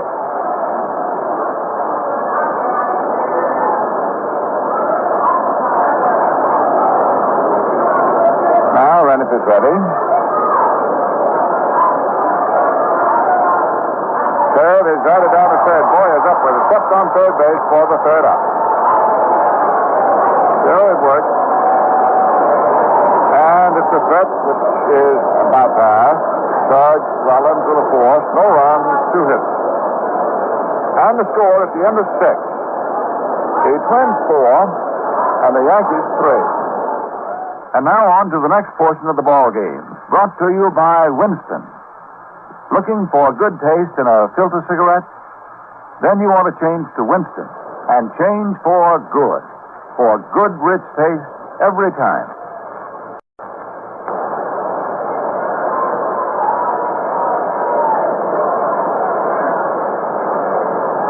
Remington on the mound here at Minnesota, and we'll pause for station identification.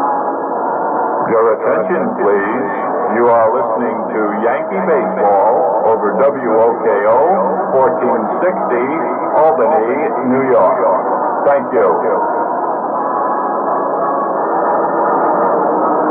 Well, the Yankees have been putting the hay in the barn this week. Starting Monday at Detroit, the pay there was $24,500. Wednesday, it was almost $24,000. Tuesday, $22,000. Oh, I got these right. Starting Monday at the doubleheader was $40,000. Tuesday, 22, Wednesday, 24, and Thursday, 24. And the total for the 4 dates at Detroit, $110,553. Now we've come over here, and we've had crowds of 30,500, 36,500, 36,000. Today, 35,263 for a total of 138,204. So, starting with Monday and through today, in these 2 cities, The Yankee road attendance is almost 250,000, 248,757. So I'd say a few people want to see him. Now we have Mantle leading off the seventh inning, coming up for his first time as a left-handed hitter. Against Jim Cott, a left-hander who started, Mantle had 2 singles and a walk batting right. Now he's hitting left. Worthington, one strike on him. Veteran relief man delivers, and Mickey hits a ground ball to the right side. Second baseman Kendall up with it and has plenty of time to Killebrew, and Mantle is out. Overswinging on that one. Retired to start Mantle in the 7th. In the clubhouse today, manager Keene asked Mickey if he could start, and Mickey said yes, and John promptly wrote him in.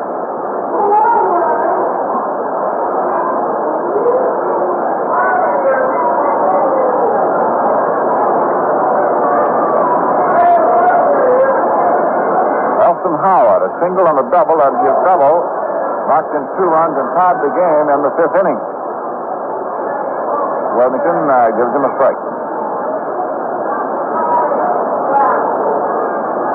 Pitch. Serve is low, ball wise. Elston has his 9-year-old son with him, and he's going to keep him through the All-Star game.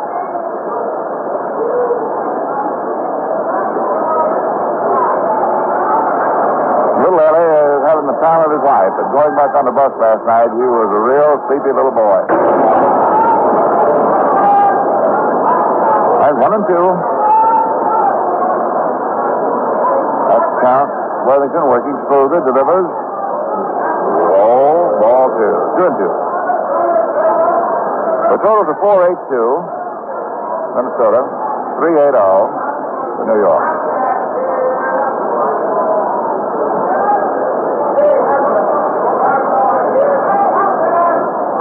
Outside full count. But for an error at the plate by Batty in the 1st inning, score would be 4 and 2 if you want to know how the pitching has gone. They pay off on runs, no matter how you get them. So all you play this game with human beings, every so often somebody's going to drop one. That's a great part of the charm of it. The pitch. Low, outside ball 4, and Howard is on. Second walk given up by Worthington. And again for the Yankees, the tying run gets the board. And there's Hector Lopez, who's had a very strong series. Hit an opposite field home run last evening. He has a single and a walk and a strikeout. He's 1 for 2 today. Shuts up Mercedes. Again visits with Worthington. Now the left-hander Price is up again for Minnesota.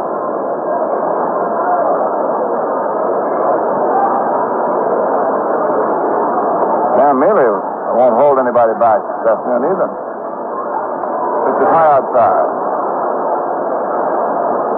Ball 1. Oh, I just happened to think. For 4 ballparks ringed out today, I would say we're going to have a pretty well-rested all-star squad Tuesday. Come what may.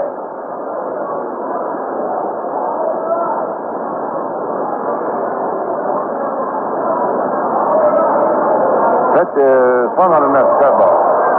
Let's see. Houston, New York, San Francisco, Philadelphia.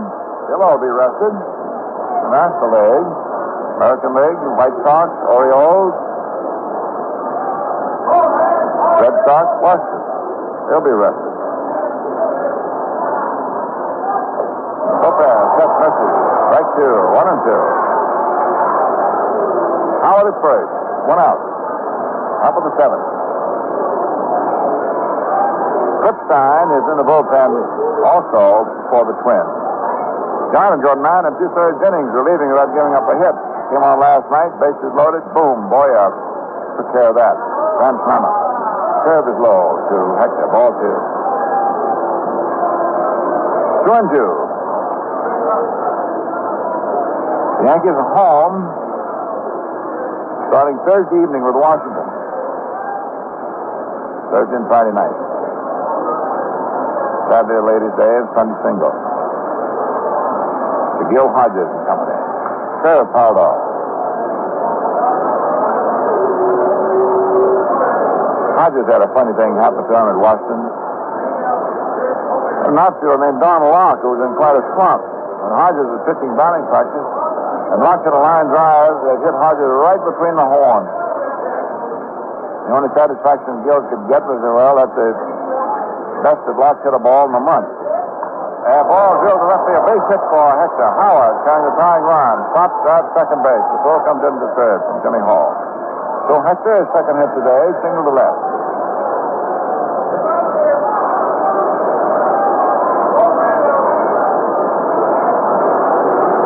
Going back to that Don Locke episode of a line drive hitting his manager in batting practice, Locke said after, don't you know that's how it is when you're in a slump?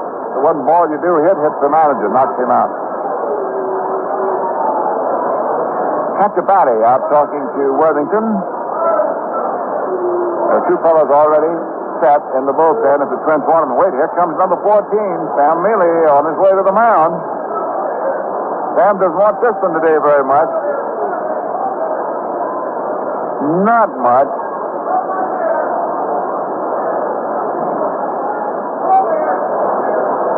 See, Mealy's come to the mound. He has not made a signal yet.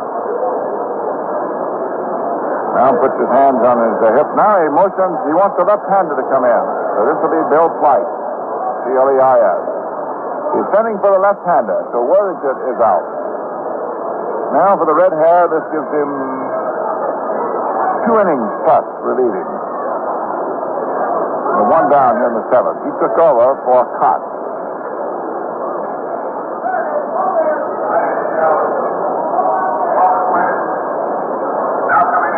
There's the announcement on Fleiss. Fleiss has won 4, lost 2. This will be his 22nd ball game. He relieved through his first 17 assignments. Then was given 2 starts. American League All-Star Game announcement. Manager Al Lopez reported today that Bill Stalin would not be able to play in the All-Star Game due to an injury. Lopez decided to select Joe Pepitone of the New York Yankees to take Stalin's place.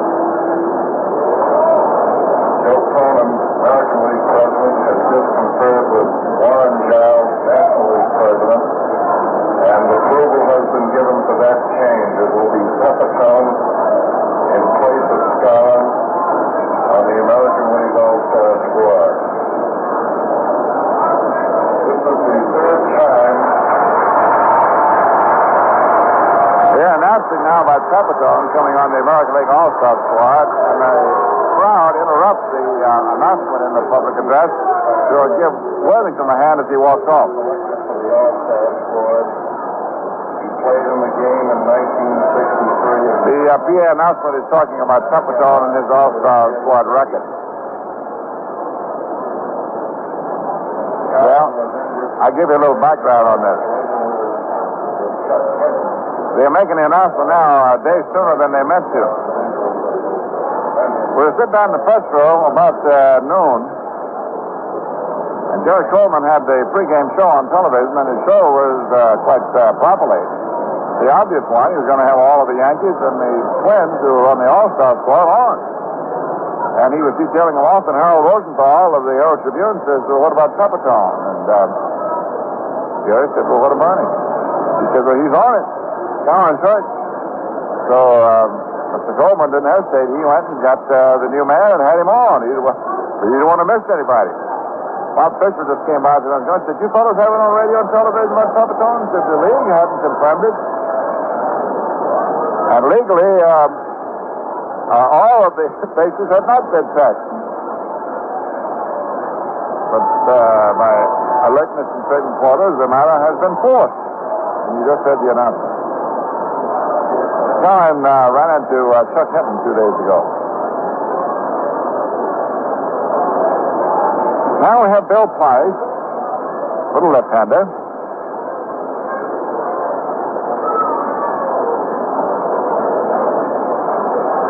Stein and Posno in the bullpen back of him. And there's self-same Mr. Pepitone. Boy, he's had a week, hasn't he? More the Detroit folks got to know him, and Minnesota folks know him now. And Joe's up. For the Yankees, who are trying to get back in this thing with the Twins leading 4-3. Runners at first and second. Hector Lopez just single.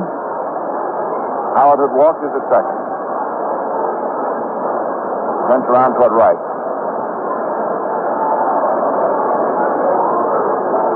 Marsh delivers, and Pepitone cuts on the curve. Strike one.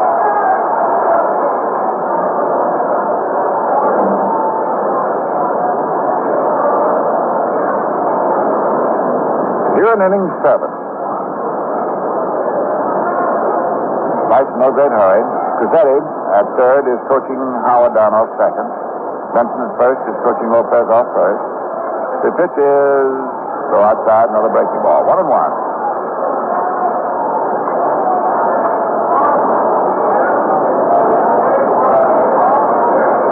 One ball, one strike.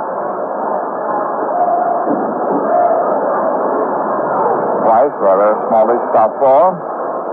The wind has changed. It was blowing out to right. It's now blowing back from right. It's just a little wind, not much.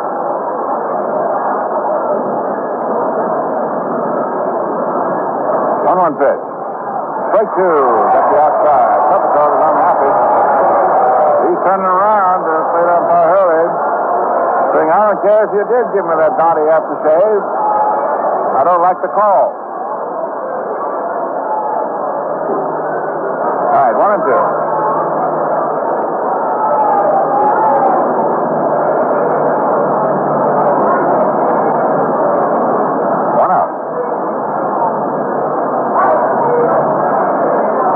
Training to take this win home with them on a 9-8 record on the road for the 2 weeks.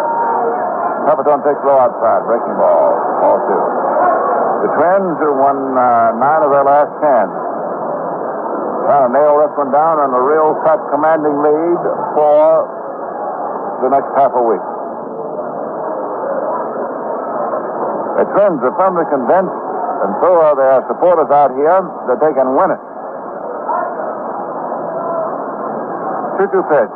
Pepitone up, quickly back to the mound. The throw goes to first base. Pepitone's out. Price was going to throw to second, and he scared the customer there where they could see that he didn't have a play, and you could hear him move. He just took the look, then he threw to first. He had that time to look around, count the house. So Pepitone's out, tapping back to the pitcher. Lopez moves to second, and Howard, the all-important tying run, moves to third. Then we have 2 down. First base is open, and here's Boyer. His grand slammer last night wrecked the joint. And the Twins winning streak.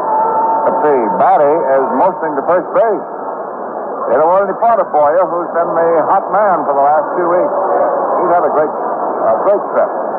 So a deliberate base on ball to Bob. And Boyer is soon be off. In a moment, will be 3 on, 2 out. With Roger Repose, left-handed batter.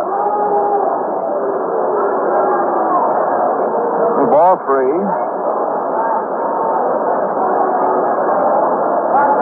Price comes set. And ball 4.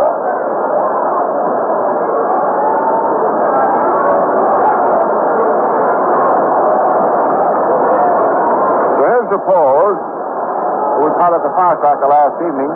He got hit his first 4 times up. They finally stopped him his last at-bat. He was 4 for 5. He went into today's game with a slugging percentage of 744. That means you had all the bases up against your total at-bat.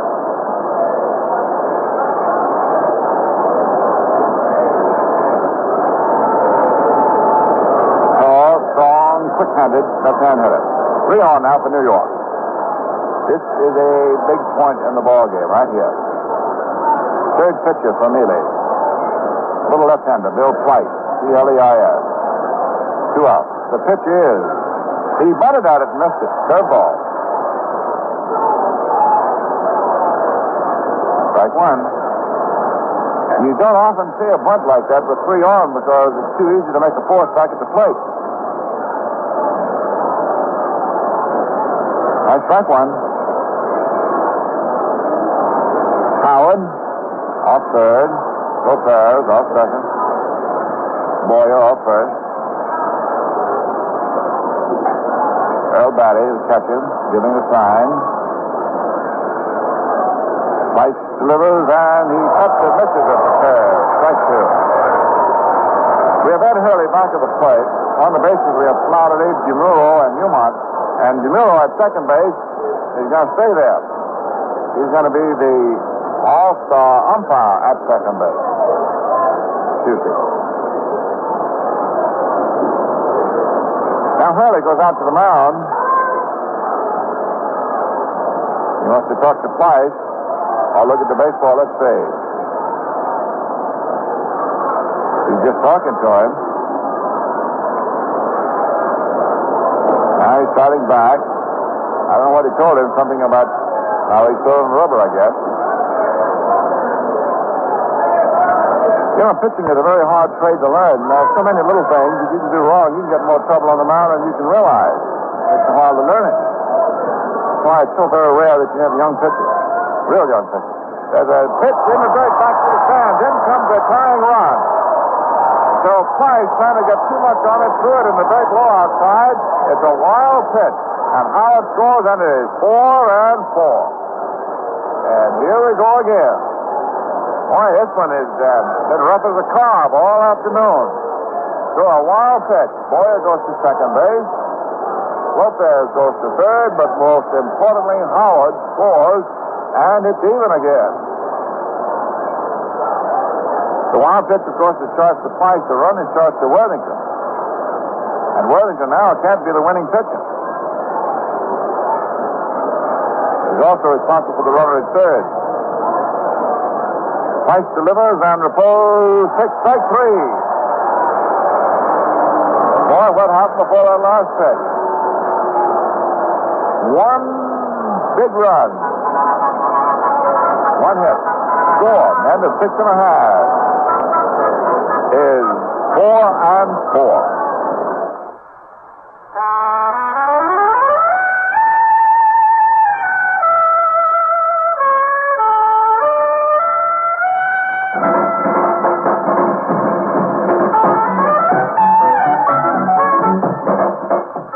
Tobaccos, Winston. Full flavored, Winston. Good taste, that's why. When I changed to Winston, I changed for good, 'cause I got good taste like I knew I would. Winston tastes good like it should. When you change to Winston, you change for good. 'Cause Winston tastes good like a cigarette should. Winston tastes good like a Cigarette should. Full flavored. Winston.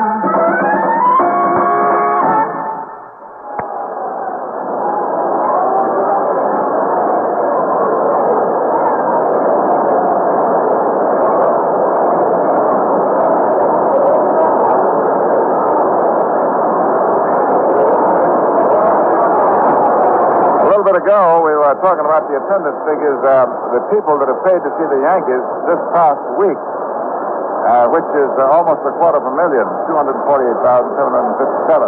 Today's paid, which is 35,263, pushes the Yankee road paid solidly above the 900,000 mark. You still want to see them. Right now, the Twins are just as soon not see him anymore for today. This is too tough. 4-4. In the last of the seventh inning, it'll be Oliva up against Hal Renniff, and it's Renniff's ball game to win or lose. His record is 1-4. Renniff and Price are now the pitchers of record. Beautiful, beautiful day. Temperature around 80. Wind blowing in from center field now, but very lightly. Lever, left-hand hitter. Takes outside, ball one. Tony, with a base hit to center in the fourth inning, has hit his last 11 games. This is a defending batting champion. And he's now rolling for the first time, really, this year.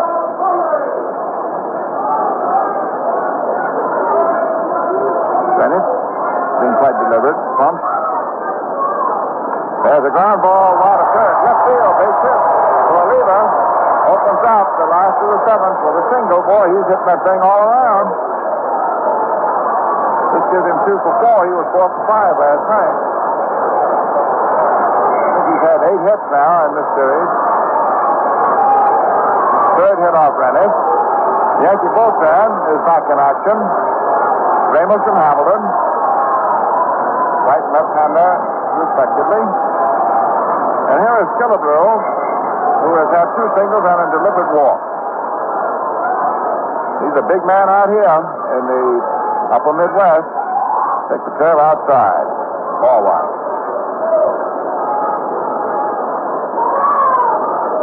This is the end of the 2-week trip for the Yankees. They're all going back tonight except those fellows staying for the All-Star game. Road Secretary Bruce Henry has his book, Northwest Airlines, Flight 230, arriving at Kennedy at 10 o'clock. A ball hit out foul in the right field stand. Strike one, 1-1. Secretary Henry is going to stay here for the All-Star game, so one of the trainers, Don Seeger, will ask for it when I strip in. In this series, we just checked it. Oliva has gone 9 for 18. 9 for 18. He's at first base.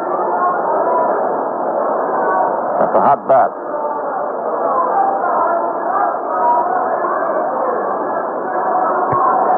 Rennick fussing around at the mound. Killebrew waiting at the plate.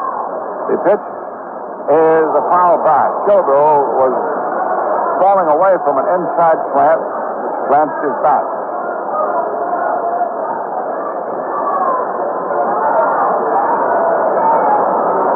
New ball is taken halfway out to the mound by plate umpire Hurley.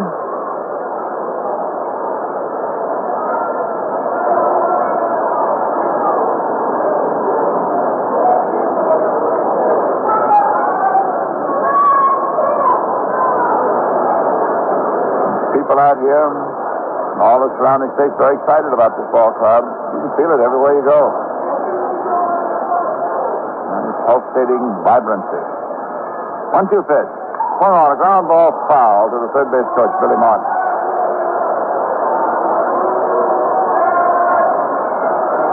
Jim Lemon coaching over at first. Sam Mealy, talking before the ball game, said that he sure hopes things first week in October go in threes.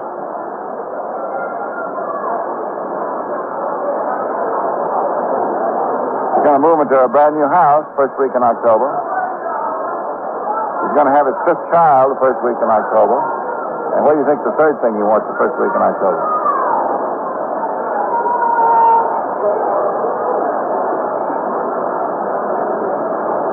1-2 pitch. Swung on. There's a high drive out to left field. Mantle coming over toward the foul line. The ball is not too deep, and it is foul and out of play. Every time that Killebrew swings and the ball goes into the air, they really let loose out here.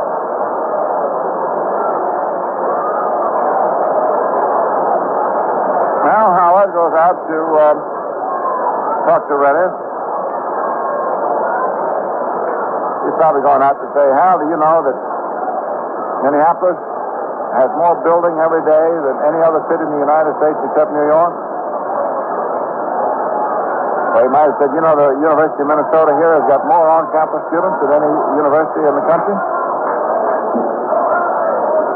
Or he might have said, you know, you ought to be careful. You're pitching at the headwaters of the Mississippi River, boy. He probably just went out and said one word, Killebrew. Now, Rennick is ready. 1-2 pitch. Swung on and missed. Strike 3. Struck him out with a low outside hook. 1 out. Pass to the center. Second strikeout for Hal since he came on replacing Downing. And now we're going to get a pinch hitter. And here is this big left-hand hitting first baseman, Don Minter. He hit a couple of home runs out here Friday night, and last night, with the bases loaded, hit a line drive that took a second flight right on over Repose's head. And second baseman Richardson comes to the mound to talk to Rennick. Here's Johnny Keane coming out. And with Mealy making a move with a left-hand batter, Keane, I think, is going to bring in his left-handed specialist, Hamilton. And Hamilton, by his own admission, is rough on left-handed hitters.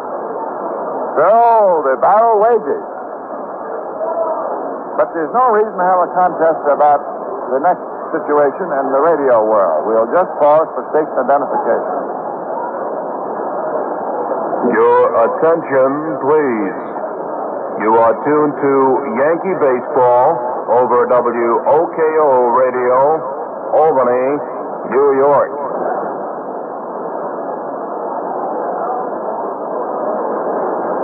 Steve Hamilton being announced, and he's just coming out of the bullpen. Now number 21 going back into the dugout on the top. Howard remains to check battery signs. And now Elston is going back to the plate. Hamilton is a very well-educated man. He's a college professor, has his master's, teaches at his alma mater, Morehead State. Well, anyhow, the hunt that Hamilton is after starts with a fellow by the name of Mincher, who's got a bat in his hand. Left-handed hitter. It's a 4-4 ball game. The Yankees trying to get turned around, and the Twins are trying to really turn it on the whole league. They're leading by 4 games. Mincher, left-hand hitter, takes Hamilton's first pitch, low outside, ball 1. Oliva, the second hitter of the day, is at first base, 1 out.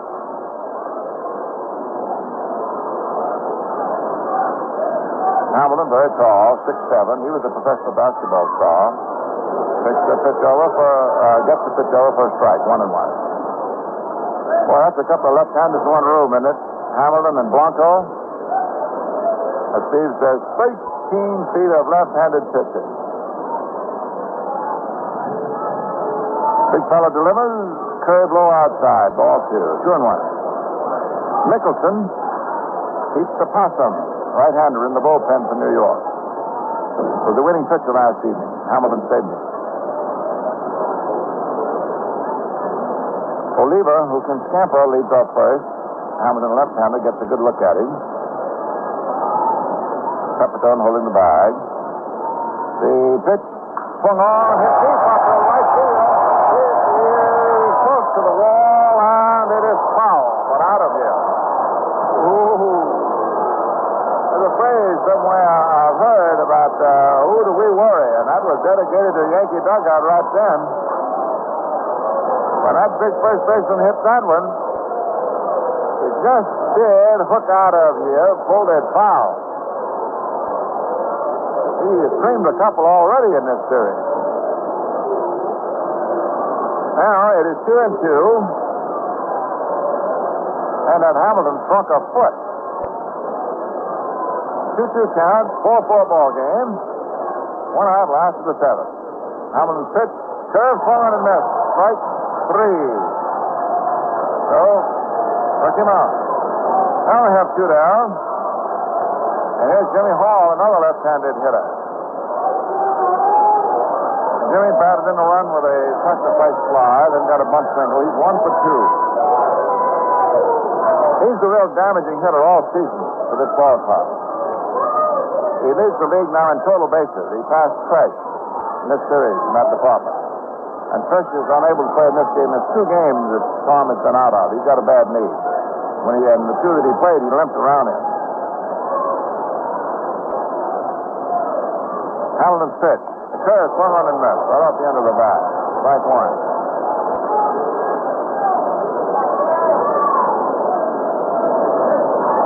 Oliva at first with 2 out.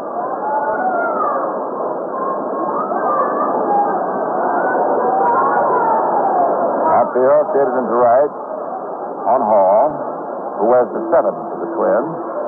There goes the lever. The pitch is taken. There's Howard's throw, and he steals it. Whoop. He overslid the bag and he's called out. Demuro first called him safe, and then he slid past. He couldn't hold the bag with his hand. He doesn't argue. He just throws his cup down. He is mad. On the lever in the side, had it stolen, and then his hand slipped off, and Bobby Richardson said, hello. Score at the end of 7. 4-4. Don Mitchell, who just pinch hit for center fielder Noster, remains in at first base. So Killebrew, who was at first, goes out to left field, and Hall, who started the game in left, moves into center. So that's how the Twins reset it. Bill Price, with a left-handed relief pitcher, just wild pitched in the tying run last frame, got there. It is up to Hamilton is now giving way, and Tom Trash, who couldn't start, is going to hit for Hamilton. So Hamilton bailed the Yankees out. Last of the 7th. Up the Twins, and here is Trash, who is going to hit for Hamilton, which means a new man out of the Yankee bullpen the last half of the inning. Trash hitting at 277.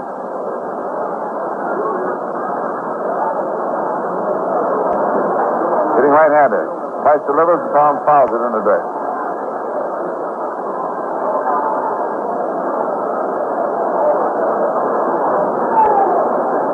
Hamilton got the job done.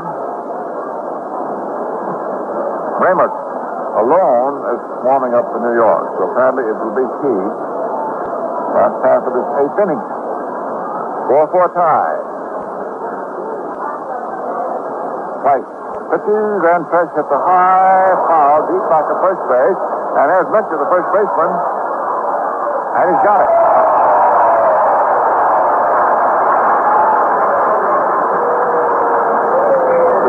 Fouls out to the first baseman.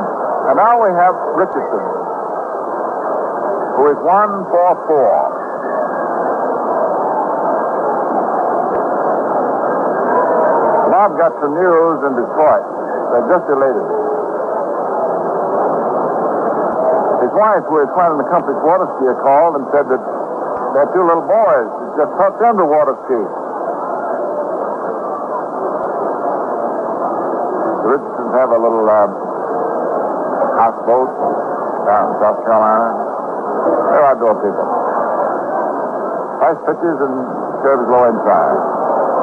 Ball 1. Richardson got the houseboat through Cruzetti, who knew a man.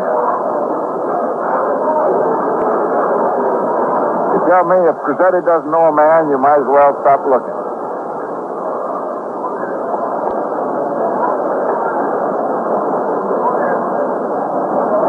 1-0 pitch. Low. Ball 2.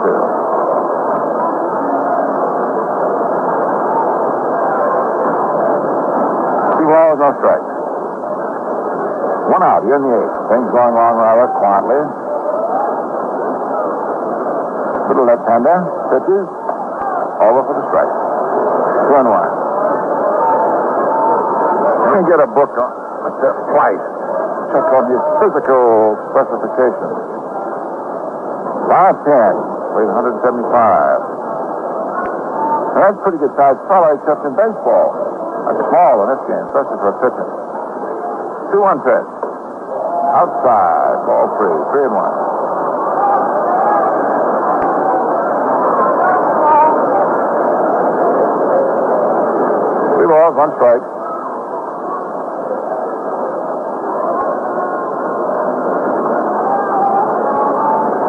A little man has to be exceptionally good in baseball. This is ball 4. And Richardson is on his way to first base. A walk. Second pass, given up a flight. And here, speaking of walking, comes number 14, manager Sam Neely. It doesn't suit him. Well, you get in a 4-4 ball game, you're fighting to bat in first place. And Neely, I think, is already pointed down to the bullpen. He wants a right-hander. That'd be Fipstein. Johnny Fipstein. Mean right-hander. An old pro. Done an excellent job. He's gone over 9 innings without giving up a hit. Until Boyer lured the boom on his first pitch last evening. 1 out, and Richardson, who can run, is the first base. Here's Lynn. Has 1 hit. There's a throw to first. Doesn't do it. A left-hander, a young left-hander, Fosno in the bullpen for Minnesota. Lynn takes a strike. Strike 1. I think you're wondering about our man Rizzuto. He's got a very bad throat. He's had a cold all week. Something in his throat.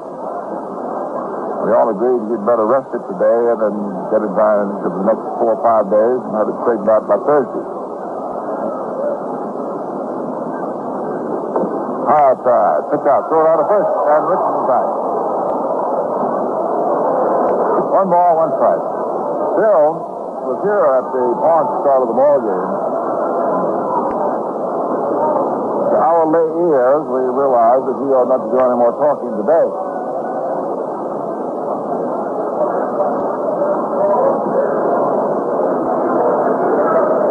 All right, good time. Ball right-hander ready. Pitches. Strike 2. Third, swinging. Good time. The 4th pitcher for the Twins. Rollins is third. 1-2-6. Curve, swinging, strike 3 off the end of the bat. So a big second out. And now we have Mantle, who went back into the starting lineup today for the first time since June 22. He missed starting in 20 ball games. In that period, he pinched it 5 times. Mantle has 2 singles and a walk and a ground out second to first. He's hitting left-hander for the second time. He's got his hit and his walk hitting right-hander. Our starting pitcher clock. Mickey touches the carrier, foul pitch. We had Cobb, Warrington, Price, and now Cookstein for the Twins. For the Yankees, Downing, Rice, and Hamilton, and we've got another one coming up because they hit for Hamilton. The ball is examined by plate umpire Hurley and discarded.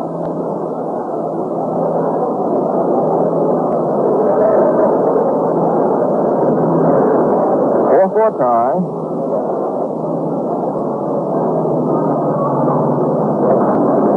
Richardson taking his lead at first with 2 outs. Cookstein comes set. Pitches. And Mantle hits a ground foul to the first base pitcher.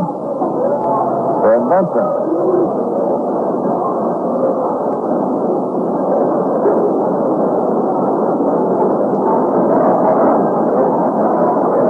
Took as much time for everybody to get ready now, and there's the 2-strike pitch coming again. Strike 3 ball. The curve ball over, and Mantle stands there, now slowly starts to walk away. Throws the bat away, throws the cap away, steals the ball.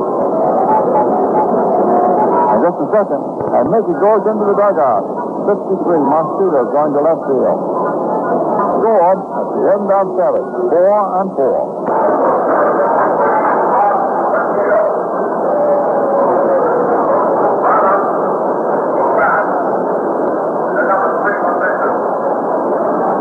Ramos is thrown out of the bullpen. Mosquito's, I told you, has gone to left, and they're announcing over the PA that Ramos will hit in Mantle's spot, the number 3 position. And he'll be pitching first off. Last half of the 8th inning, 4-4 ball game, to Jimmy Hall, left-hand hitting center fielder. Hall has 1 hit out of 2 official at-bats. He's batted in a run with a sacrifice fly. Jimmy Hall. Some left-handed hitter. Right-hander Ramos delivers, and the pitch is inside, ball 1. Ramos was with this ball club He came to Minnesota with it from Washington. Then was just on to Cleveland from Cleveland. And they trade for Ralph Terry. Came to the stadium last year just in time, along with Stottlemyre, to nail that pennant down.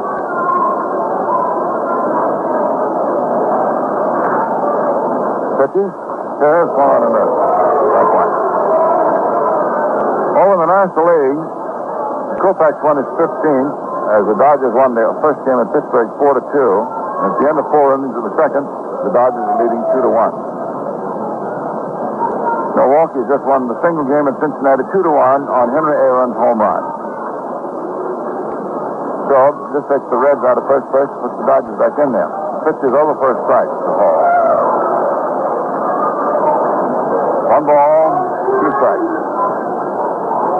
First of a doubleheader, the Cubs beat the Cardinals 6-0 in the opener. They have not begun the second.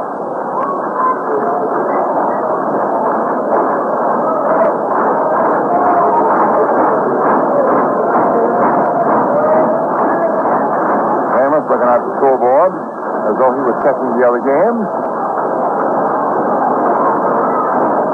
This one here is hanging 4-4. Big one for each team. Pitch is foul back.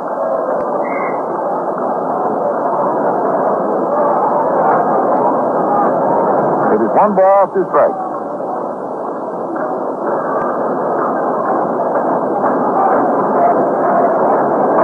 Billy Martin, wearing number 1, coaching down the third. Now, of course, how he got that 1 is quite a story. In years past in other ball clubs, he always wore 1. Number he wants and likes. He didn't have one as a coach. Pitch is outside, ball 2. Second run scored by Mr. Barber today was a 1,500 run he scored The 2-2 pitch. his career. Ball strike 3.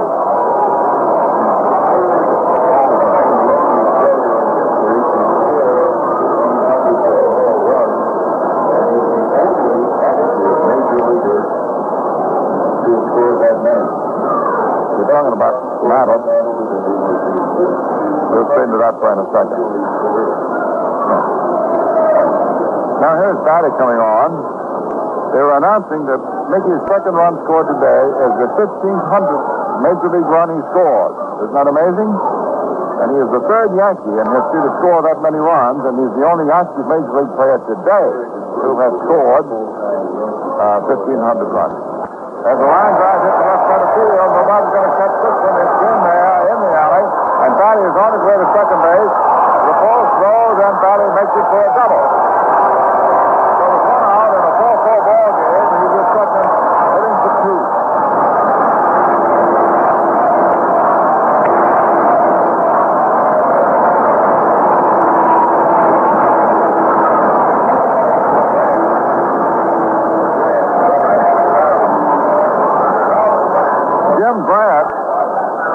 Starting pitcher last evening goes down to second to run for Batty.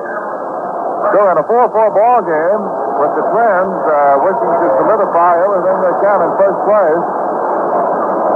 They're leading by 4 right now. Batty comes up with a big one, and he hit it right up the left center field alley.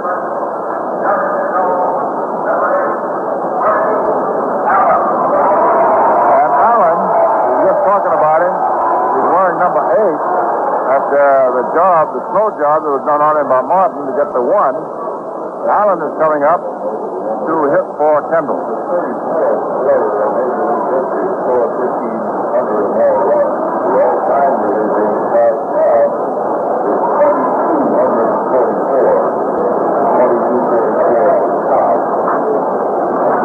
Now, Bernie Allen up there, left-hand hitter. 4-4 ball game, and Ramos has to be very, very careful.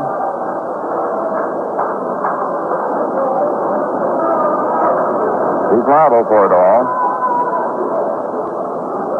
Right-hander delivers. Swung on the ground ball to the right side. Richards up with it.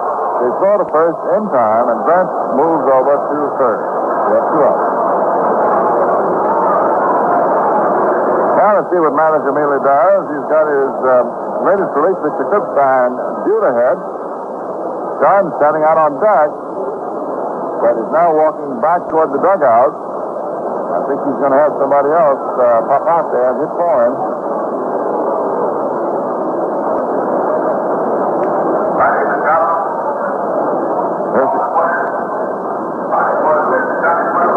And here's the announcer, Sandy Valdespino.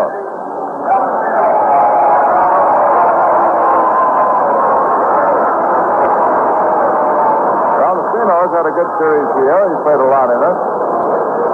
He was the batting champion in the International League last season. He's hitting .275 up here, 30 for 109. Left-hand batter.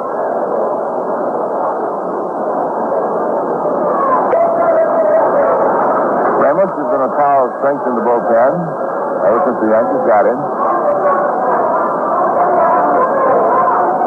Big Snow, now Nod. Pitches, and Valdespino, a hot line drive to the shortstop for the out. Ben held it. The ball was hit right at him, hit hotly, but at him. Soon at the end, Benford. No run. One hit. We'll have a new catcher. And let's take a look. I think we can tell it's going to be Jerry Zimmerman coming on. So the totals at the end of 8.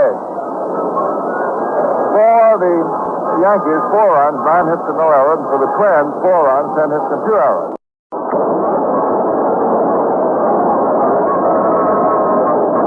Gary Fosno, a left-hander who relieved against the Yankees opening day.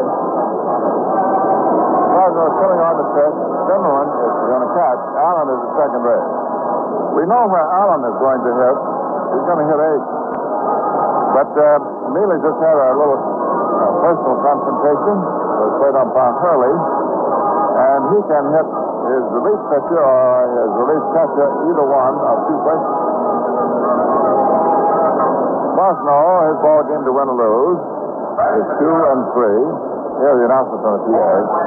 This will be his 20th game.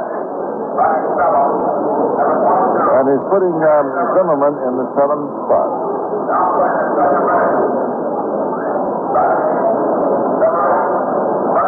Zimmerman catches. In the 9th.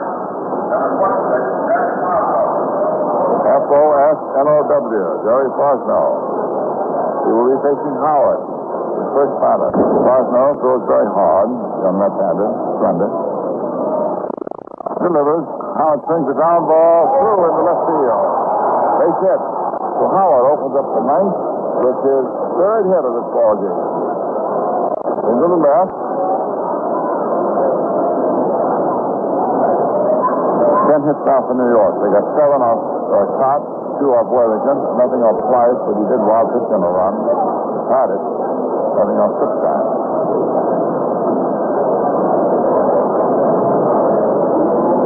Mr. Lopez has 2 hits out of 3 official trips. The 4-4 tie. The infield is tucked in looking for the bunt. That's an infield of Mincher, Allen, Surprise, and Rollins. There's the bunt. A high one foul back into the stand. Strike 1.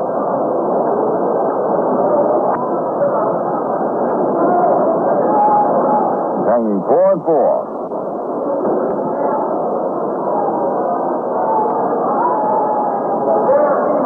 Fosno checks his first pitches, and there's a line drive to third that goes over to first base. Not in time for the double play. Line drive right at third baseman Raleigh. Howard had not gotten off too far. 1 down. The batter is Pepitone, who is 0 for 4.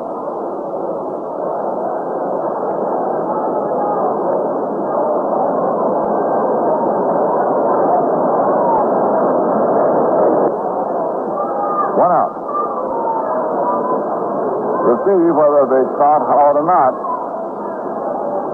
If they do, it'll be because Johnny Keene wanted him to go there. He don't start him. A ground ball to third. Bounces off the third base from the short. And they can't make a play. And Pepitone is on. An error starts to the third baseman. It would have been a double play. Or could easily have been. The ball was just sharply at the third baseman. And challenged off of his glove to the shortstop. And it looked as though Basillas might have had a play at first base. but he couldn't get the handle. He never did pick it up cleanly enough to throw it. So it is an error at third. Yankees without first and second. One out. A 4-4 ball game.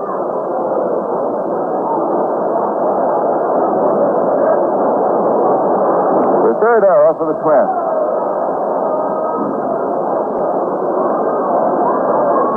And here's Boyer swinging, fouling off the first pitch in the lower left field stand. Spade is 0 for 2. He's gone 2 walks.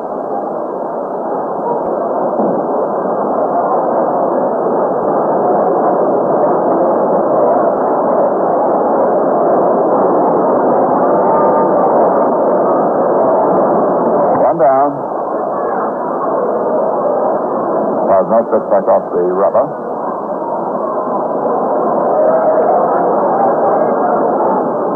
Nice set. Pitches. High outside. Ball 1. 1-1.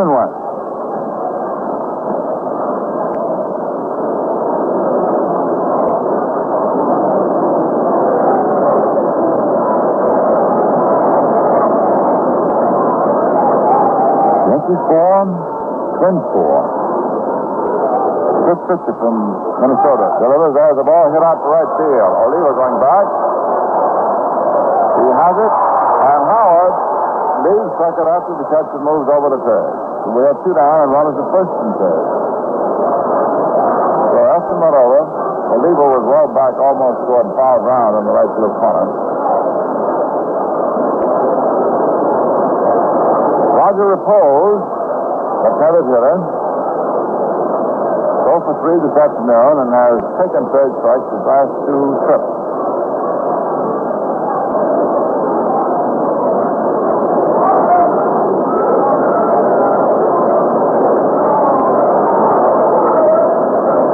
New conference, such as Zimmerman, out talking with Bosno. Both of these fellows are named Jerry.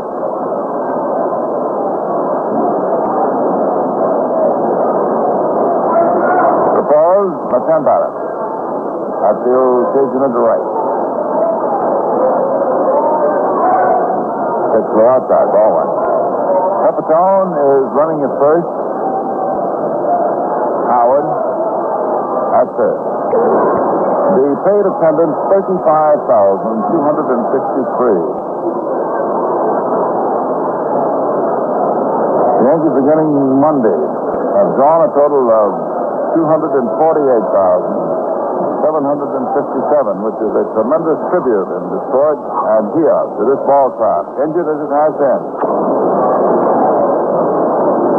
Got a tough ball game going right here. Bosno, the 5th pitcher that Sam Neely has called on.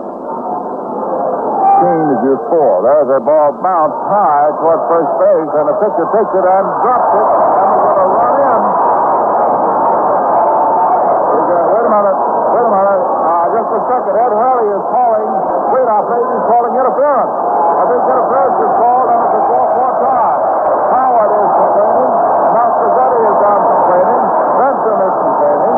Here comes Johnny Keane, and the pitcher took a high bounder run on the baseline just as Repose came down, and the 2 of them came together. As we said, he dropped the ball in Repose was safe, and Howard scored.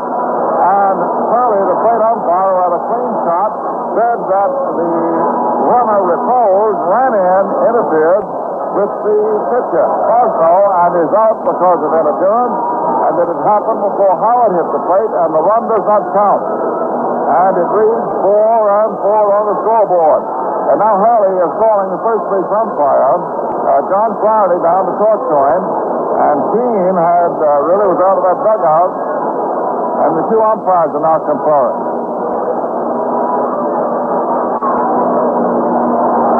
Wait a minute.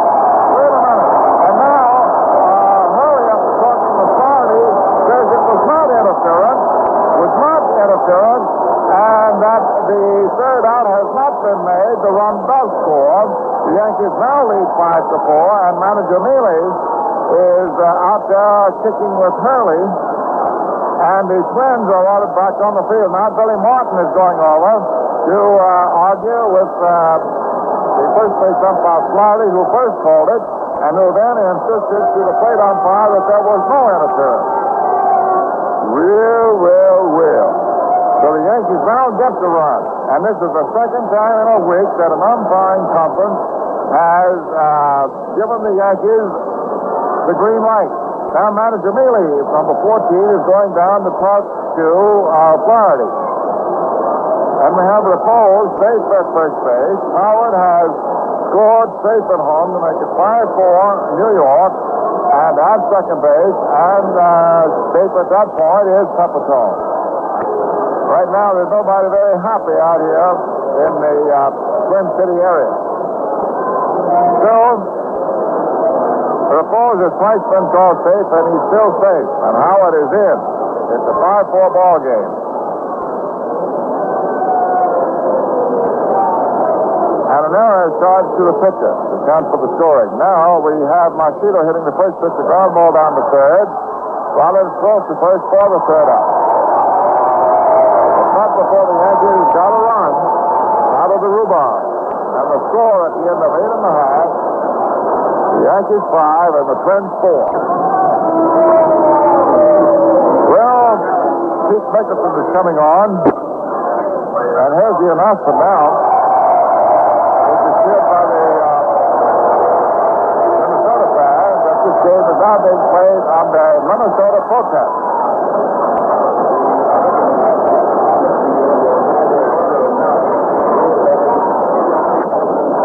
Now Mickelson will try and hold the one-run advantage as we go into the last half of the ninth inning.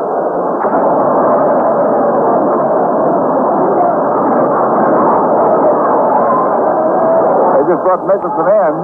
I guess Keene felt that Ramos, after giving up the double in the eighth inning, was not too effective. There's a half swing on a chop by Messiah that Mickelson throws to first and have one out. Last of the ninth.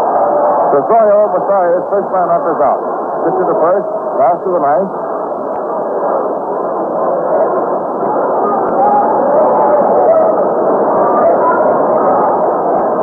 Is talking to Hurley, and of course they're best of terms right now. Elson got the score. And here's Rich Rollins, the third baseman, who made an error in the ninth inning on a ball hit at him, which should have been a double play, and taken the Yankees right out of it, but he didn't. Twins have made 4 errors today. Pitch is low outside. You would have to say that they have played raggedly for a team trying to put down another big nail in the first place coffin lid. Mickelson trying to button it down, delivers, and has a ground ball hit foul outside third. One out, last of the ninth.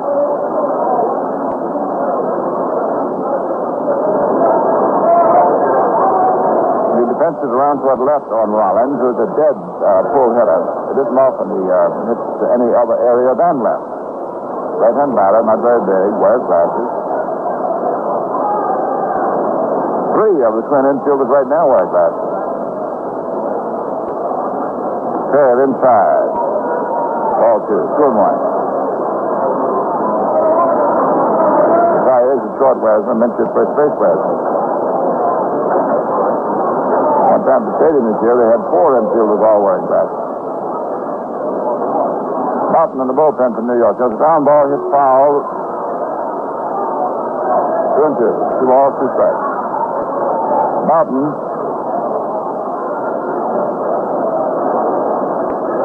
into the top of the ninth inning, ran down to the bullpen. Team has no reason to save anyone, neither does Mealy.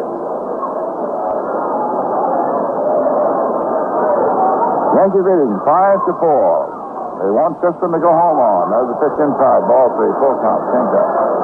3-2. 5-10 all are the Yankee totals. 4-10-4. And those 4 errors are quite relevant and quite indicative for the Twins.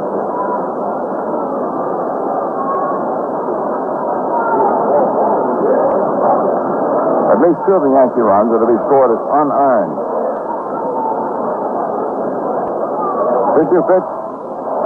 Ball 4. So he walks Rollins, and that puts the tying run on for the Twins in the last half of the ninth inning.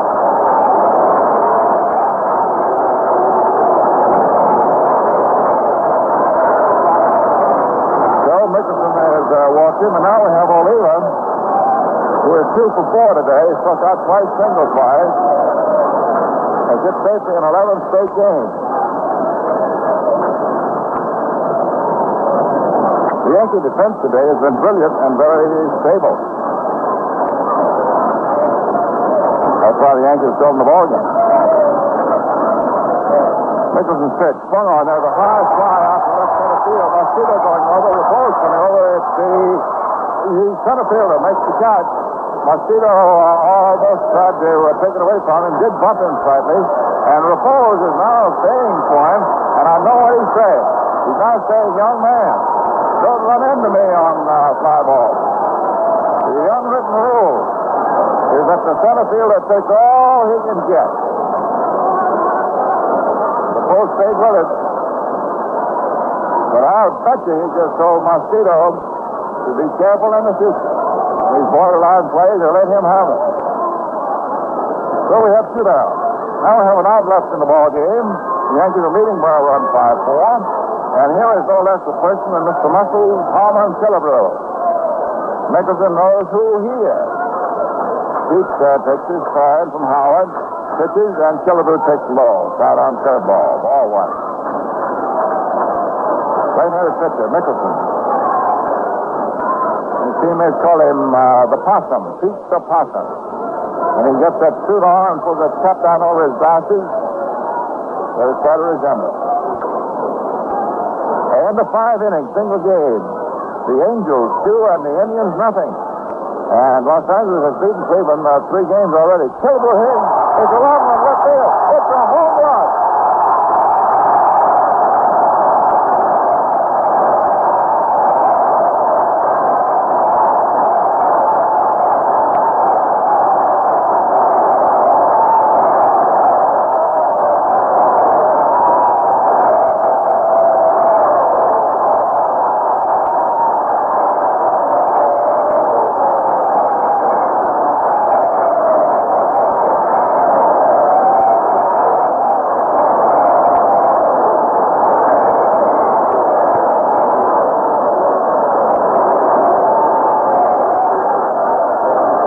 Just had the biggest human noise in the upper Northwest this year.